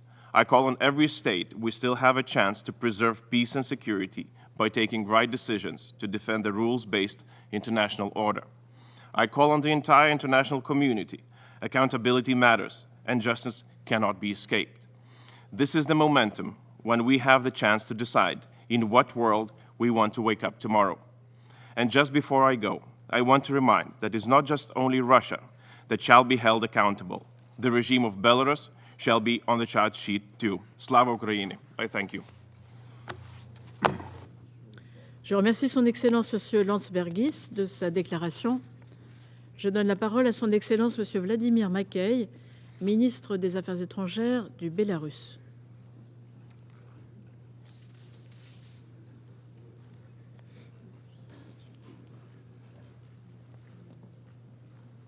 Monsieur le ministre. Госпожа председатель, события на территории Украины – это большая трагедия. Трагедия для страны и для всех, кто лицом к лицу столкнулся с горем и лишениями, которые несут в себе любые военные действия. Беларусь в силу своего исторического прошлого не понаслышке знает цену войны для народа пережившего геноцид и лишившись 1/3 своего населения в годы Великой Отечественной войны. Сегодня конфликт разворачивается у наших границ, у наших соседей. Мы твердо убеждены, что только дипломатическим путем, с помощью переговоров, на основе уважения и взаимопонимания возможно урегулировать любой конфликт, в том числе и этот. События в Украине не возникли внезапно, а стали следствием системного игнорирования рисков безопасности со стороны западных стран в регионе и отказом учитывать интересы и озабоченности вовлеченных государств. Предпосылки к этому формировались в течение многих лет. Более того, массированное санкционное давление со стороны Запада привело к побочным эффектам, которые в нашем регионе неизбежно затронули сферу безопасности. Смею обоснованно утверждать, что санкции существенно сузили, в частности для Беларуси, поле для маневра в региональной безопасности. Беларусь постоянно и настойчиво предупреждала об опасной эскалации военно-политической ситуации в нашем регионе, деградации создававшейся десятилетиями системы международной безопасности, обесцениванию международных договоров и соглашений. К сожалению, к нам не прислушались. Трагический результат этой высокомерной позиции мы видим сегодня в Украине. Мы всегда повторяли, нельзя обеспечить безопасность одного государства за счет подавления безопасности другого. Никто не воспринимал это всерьез. Теперь мы пожинаем плоды. Беларусь сделала и продолжает делать все возможное для содействия реализации шагов, направленных на прекращение конфликта и укрепление региональной и международной безопасности. Приведу лишь некоторые факты. В 2014-2015 годах Беларусь предоставила площадку для переговоров и достижения соглашений Минск-1 и Минск-2 по урегулированию конфликта в Украине. И как бы кто ни пытался ерничать на сей счет, как бы кто ни пытался отрицать это, но соглашения тогда снизили уровень военного противостояния в разы на тот момент. В 2014-2019 годах мы обеспечили проведение в Минске более 120 заседаний трехсторонней контактной группы по урегулированию ситуации на востоке Украины. Мы участвовали в диалоге со всеми заинтересованными странами, включая наших европейских партнеров, предлагали конкретные шаги по поддержанию мира и безопасности. В этом зале, наверное, никто не знает об этом, но в 2014 году, когда возник Майдан в Украине, тогдашний премьер-министр Польши позвонил опальному в лице Европы президенту Лукашенко и попросил его совета, что можно сделать для того, чтобы в Украине прекратить нагнетание напряженности. Президент Лукашенко направил тогда министра иностранных дел в Варшаву, вашего покорного слугу, с конкретными предложениями, которые были выслушаны с интересом, и было сказано, что я посоветуюсь с канцлером Меркель и президентом Олландом, и мы свяжемся с вами. К сожалению,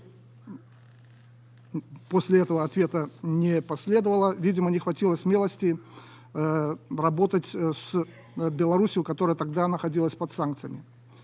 В этом году на территории Беларуси прошли 3 раунда российско-украинских мирных переговоров, по итогам которых все участники, и украинские, и российские, однозначно заявили о конкретных позитивных перспективах в плане урегулирования конфликта. К сожалению, через некоторое время этот позитивный процесс был прекращен.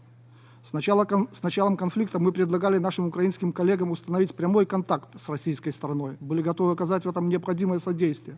Однако наше предложение было проигнорировано. Не знаю почему, но еще задолго до специальной военной операции, которая была начата Россией, еще в декабре 2021 года официальные украинские лица объявили Беларусь враждебной страной. Это при том, что мы соседи, что мы хорошо торговали, и никогда у нас не было никаких проблем. С конца марта 2022 года Беларусь ввела безвизовый режим для украинцев и всех иностранных граждан, спасающихся от боевых действий в Украине. Им предоставлялась необходимая помощь, в том числе гуманитарная, сразу после их прибытия в Беларусь. С февраля 2022 года Беларусь приняла более 50 тысяч граждан Украины. Всего же с 2014 года наша страна приняла более 200 тысяч граждан Украины. И заметьте, они приезжают не насильно, как это кто-то пытается представить. Они едут в Беларусь добровольно. Более того, в целях оказания помощи, причем прибывают через Литву, через Польшу, через прибалтийские страны. Более того, в целях оказания помощи гражданам, прибывшим на территорию Беларуси из Украины, президент Беларуси 14 сентября подписал в новой редакции указ о пребывании граждан Украины в Республике Беларусь, в соответствии с которым предусмотрено предоставление украинским гражданам прав наравне с белорусскими гражданами. К сожалению, конфликт не сбавляет свои обороты, идут боевые действия, продолжается бесконтрольная накачка Украины вооружениями из стран Запада, поощряется деятельность украинских экстремистских формирований, проповедующих методы насилия и идеалы неонацизма, всячески подогревается межнациональная ненависть и рознь. Войска НАТО сконцентрированы у границ соседних стран, в том числе стоят у западных рубежей Беларуси, в Польше и странах Балтии. Развернута агрессивная антибелорусская кампания, направленная на очернение Минска в контексте этого кризиса. Беларусь причисляют к пособникам агрессора или вовсе выставляют стороной конфликта. Мы говорили и продолжаем говорить, Беларусь никогда не выступала за войну, но мы и не предатели. У нас есть союзнические обязательства, и мы твердо следуем и будем следовать духу и букве международных договоров, участниками которых мы являемся. При этом Беларусь ответственно заявляет, что ни один белорусский солдат, ни одна единица техники не были направлены в Украину для участия в боевых действиях. Независимые эксперты ОБСЕ подтверждают, что Беларусь не является участником международного вооруженного конфликта согласно нормам и принципам международного права, о котором здесь много говорилось. Все звучащие обвинения в адрес Беларуси со стороны Запада абсолютно беспочвенны и голословны. Минск, как непосредственный сосед, заинтересован быть участником переговоров между Россией и Украиной о стратегическом мирном урегулировании и готов создать все необходимые условия для их продолжения, в том числе и на белорусской земле. И финальные договоренности должны учитывать в том числе интересы белорусской стороны. Уважаемый господин председатель, укрепление безопасности национальной, религиозной, региональной, глобальной должно осуществляться не за счет наращивания военного потенциала НАТО, а посредством универсальных, приемлемых для всех двусторонних и многосторонних механизмов по укреплению доверия. Только равноправный и взаимоуважительный диалог, направленный на устранение разногласий, способен предотвратить конфронтацию в нашем регионе. И последнее. Все войны рано или поздно заканчиваются за столом переговоров. Это непреложная дипломатическая истина. И чем раньше эти переговоры начнутся, тем лучше. Поэтому удивительно было слышать сегодня заявление некоторых сидящих за этим столом о том, что надо продолжать боевые действия, ибо эти заявления абсолютно противоречат здравому смыслу. Благодарю за внимание. Je remercie son Excellence, M. Mackay, de sa déclaration. Je donne la parole à son Excellence, M. Joseph Borrell Fontelles, haut représentant de l'Union européenne pour les affaires étrangères et la politique de sécurité. Français, souvent ou anglais, Français ou anglais.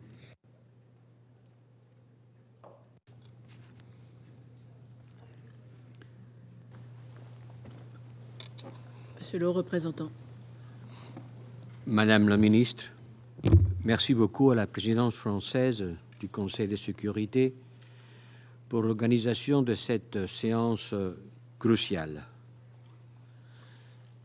It's more than 6 months now into this illegal, senseless, and brutal war. As it has been said by many here today, this is a frontal attack on the United Nations Charter and the international rules-based order. It's a chemically pure attack on the United Nations Charter. Let's join our voice to the International Court of Justice that has ruled that Russia must halt its invasion immediately. By large majorities, the General Assembly has adopted resolutions calling on Russia to stop its aggression. Morally and politically, Russia has already lost the war, and increasingly, it is losing on the battlefield as well. Ukraine will prevail. The whole world has heard President Putin's latest announcement and his plan to go ahead with sham referenda as a prelude to illegal annexation, which will be never recognized, and also his mobilization of 300,000 reservists and his open nuclear threats. By all that, world security is in danger. Global leaders meeting at the United Nations in New York this week must send a clear and united signal that the use of weapons of mass destruction is unacceptable in any circumstances. I am encouraged by the many statements I heard here today about this issue. Regrettably, President Putin is continuing along the dangerous path of escalation. He's trying to intimidate Ukraine and all countries that support Ukraine. But this will fail. It has failed in the past and it will fail again, as all wars of invasion eventually do. But how many more men, women, and children need to die before the Russian president decides to silence his guns? This war is more than a war in Europe. At stake is the protection of weaker states from more powerful ones. Do we want the global rule of law, or do we want the law of the jungle? Do we believe in the spheres of influence, or on the free choice of sovereign states? This war is a tragedy in so many ways.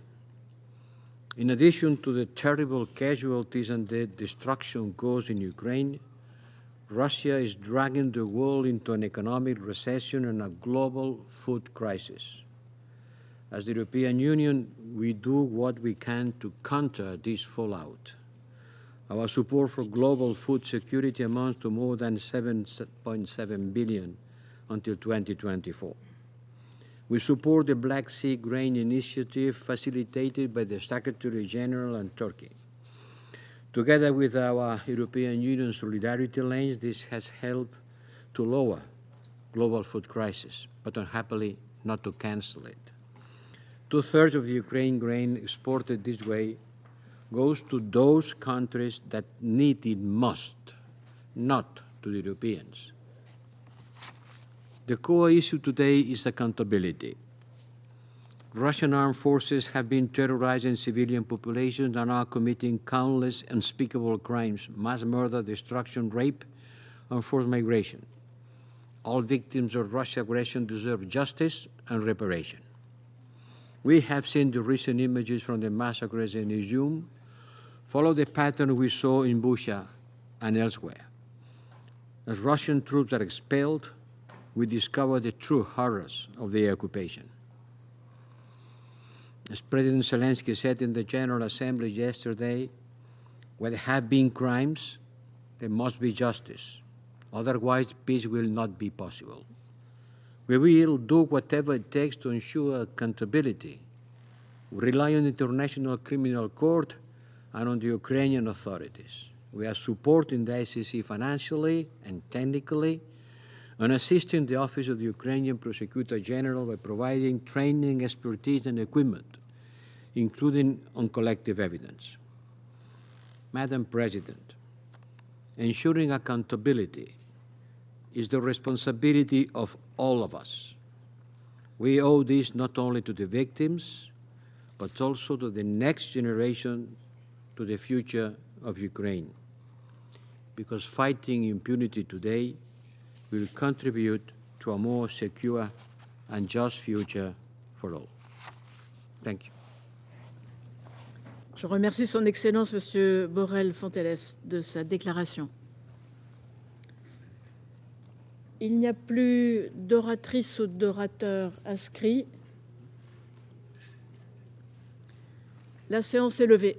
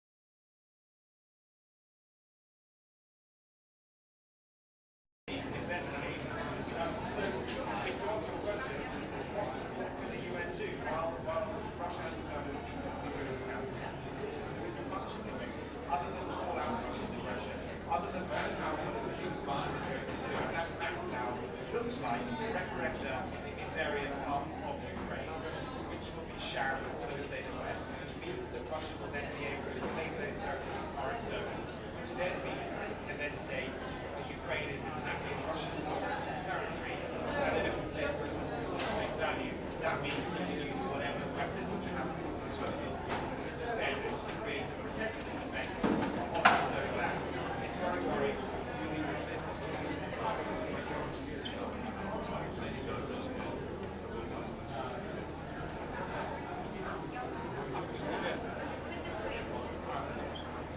Hi, Stephanie.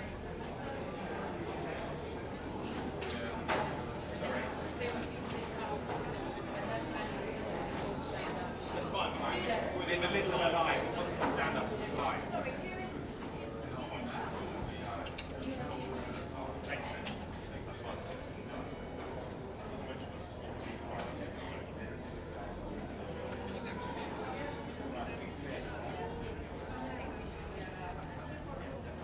Do you support Mexico's freeze plan?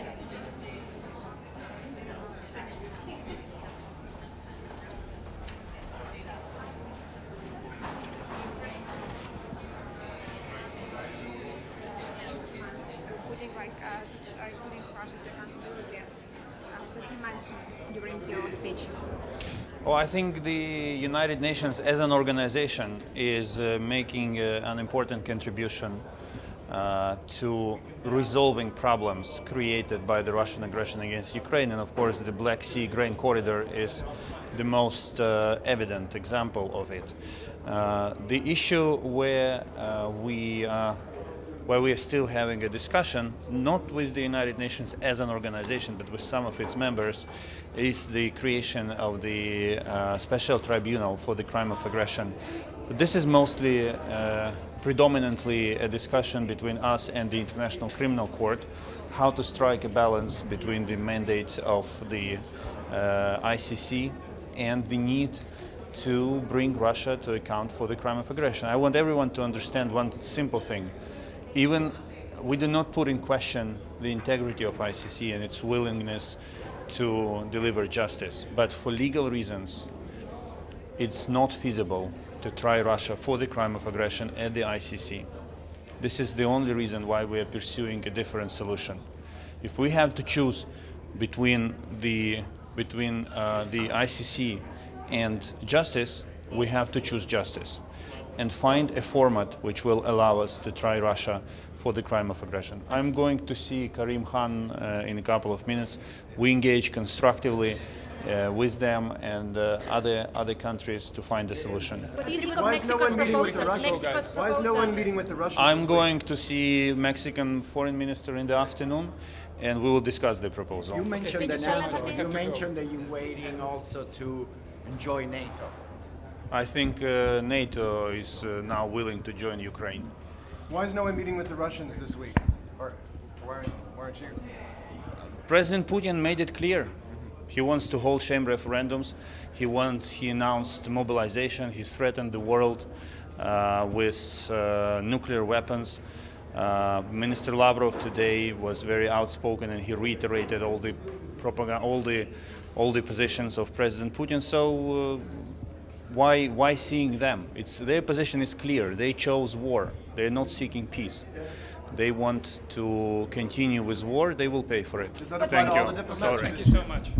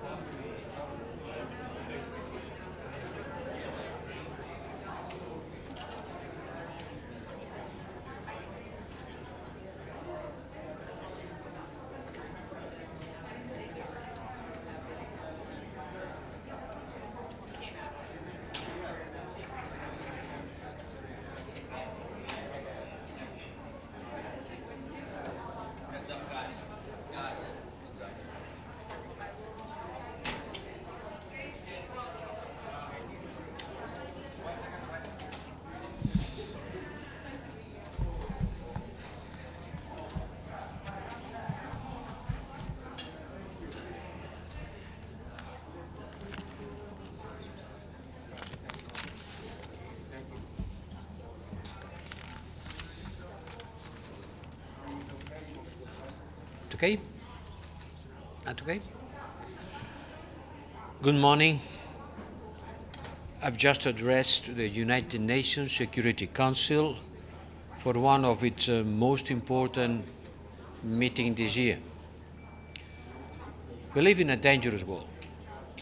One permanent member of the United Nations Security Council is breaching the most fundamental pillar of the international rules-based order, the United Nations Charter. President Putin has announced a partial mobilization in Russia, the organization of illegal referenda in the Ukrainian territories, which are currently occupied by Russia, are threatened again in an unveiled manner with the use of weapons of mass destruction. These actions, this Russia's action, continue threatening peace and security not only in Ukraine but in Europe and elsewhere, and is having severe global consequences in the form of increased food security and rising energy prices. And the world leaders gathered here must be united in condemning this. This is an irresponsible and cynical attempt to undermine the steadfast support to Ukraine. We have shown total disregard for the values of the United Nations. Yes, this is the way it is. President Putin is acting showing complete disregard for the values of the United Nations, and this chamber, as the world community, has to be united to refuse it and to work for peace and progress. Now, President Putin wants to extend further the cost of war and also to the Russian population through this partial mobilization. One thing is clear, Putin wants to destroy Ukraine and he is not succeeding militarily. Russia has brought immense suffering upon the Ukrainian people. Every day we learn about atrocities committed by the Russian troops. These are tragic stories of broken families who will never see again their loved ones. I witnessed it myself, exhumation of the bodies of the killed people in Bucha when I traveled to Ukraine last April. We have seen the accounts from Mariupol where people were purposely starved, and now the latest image from Izium area are another demonstration of Russia's complete disregard of any international norms principle. And make clear that Russia, its political leadership, and all those who are involved in violation of international law and international humanitarian law in Ukraine will be held accountable. The International Criminal Court can count on the European Union's unwavering support. We are supporting the ICC financially and technically and assisting the Office of the Ukrainian Prosecutor General by providing training, expertise and equipment, including in collective evidence. Russia must respect the principles of the United Nations Charter and to reverse these illegal plans. As President Zelensky said yesterday here at UNGA, Putin is the only one who wants war. This war is his war. Russia jeopardizes in an unprecedented scale international peace and security. But they will not shake our determination, our resolve and unity to stand by Ukraine, and our comprehensive support to Ukraine's ability to defend its territorial integrity and sovereignty as long as it takes. But the most important thing, all leaders gathered here, the international community, sitting at the United Nations, has to issue a strong condemnation of the threat to use nuclear arms, which is an irresponsible and dangerous position taken by President Putin. We stand by Ukraine. Do you support Mexico's peace plan? Just a quick question. You said that the Kremlin wants to destroy Ukraine. Do you think Sergei Lavrov is welcome in the Security Council chamber? Do you think he's welcome at the meetings happening around New York? I know you're not meeting with him. Which is the question? So the question is should he be welcomed here in this? If his country is trying to destroy Ukraine, do you think he has a role to play here? You know, he just gave his remarks and walked out. Russia is a member of the United Nations. He has the right to attend the meetings. Hi, Michelle Kellerman, NPR. Just to follow up on that, what did you make of Lavrov's comments? It seems like this international condemnation. You can't hear? No. I'm sorry. I cannot hear, I cannot understand. I'll do louder. I just with the microphone. I don't want to screw up that.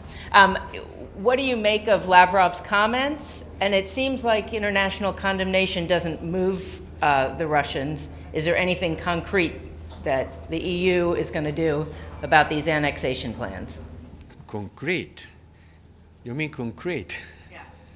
Look, since the beginning of the war, we are supporting Ukraine by concrete means, providing military support and arms. It is the first time in our history that we are providing financing for military equipment to a country in war. We have approved a tougher package of sanctions against the Russian economy. And we are developing an intense diplomatic activity in order to explain to the world which are the consequences of this war. These are very concrete things. Sanctions against the Russian economy. We will approve new package of sanctions, although we have already done almost everything possible. We are going to we will continue supporting Ukraine military by providing arms in order for them to defend. And here at the United Nations and every day, everywhere, we fight the battle of narrative in order to confront the lies of Russia, trying to convince the world that the hunger that they create by blocking the export of Ukrainian grain is the consequences of our sanctions. These are concrete actions. Last question, Stampa. Can you elaborate on what the European Union is ready to do in terms of sanction and military supply to Ukraine, and what will be the reaction if Putin follows through with the threat to use nuclear weapons?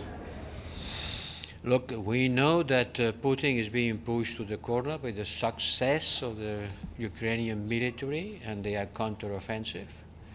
He's in a very dire situation, military. That's why he's calling 300,000 reservists and why he's threatening with nuclear weapons. It's certainly a dangerous situation because we don't know what Putin is able to do. We don't know. He should go to the negotiation table and stop the war. But what we see is that he continues bombing Ukraine and he's continuing escalating in the war. So the Council will study a new package of sanctions to a new set of individuals. I cannot tell their names now. And I studied tightening the economic sanctions, targeting still more the technological part of our relationship with Russia. By the time being, the sanctions are already very tough and very effective. Almost 2/3 of the Russian civilian planes cannot fly anymore. Just an example. 99% of the Russian factories of cars has stopped.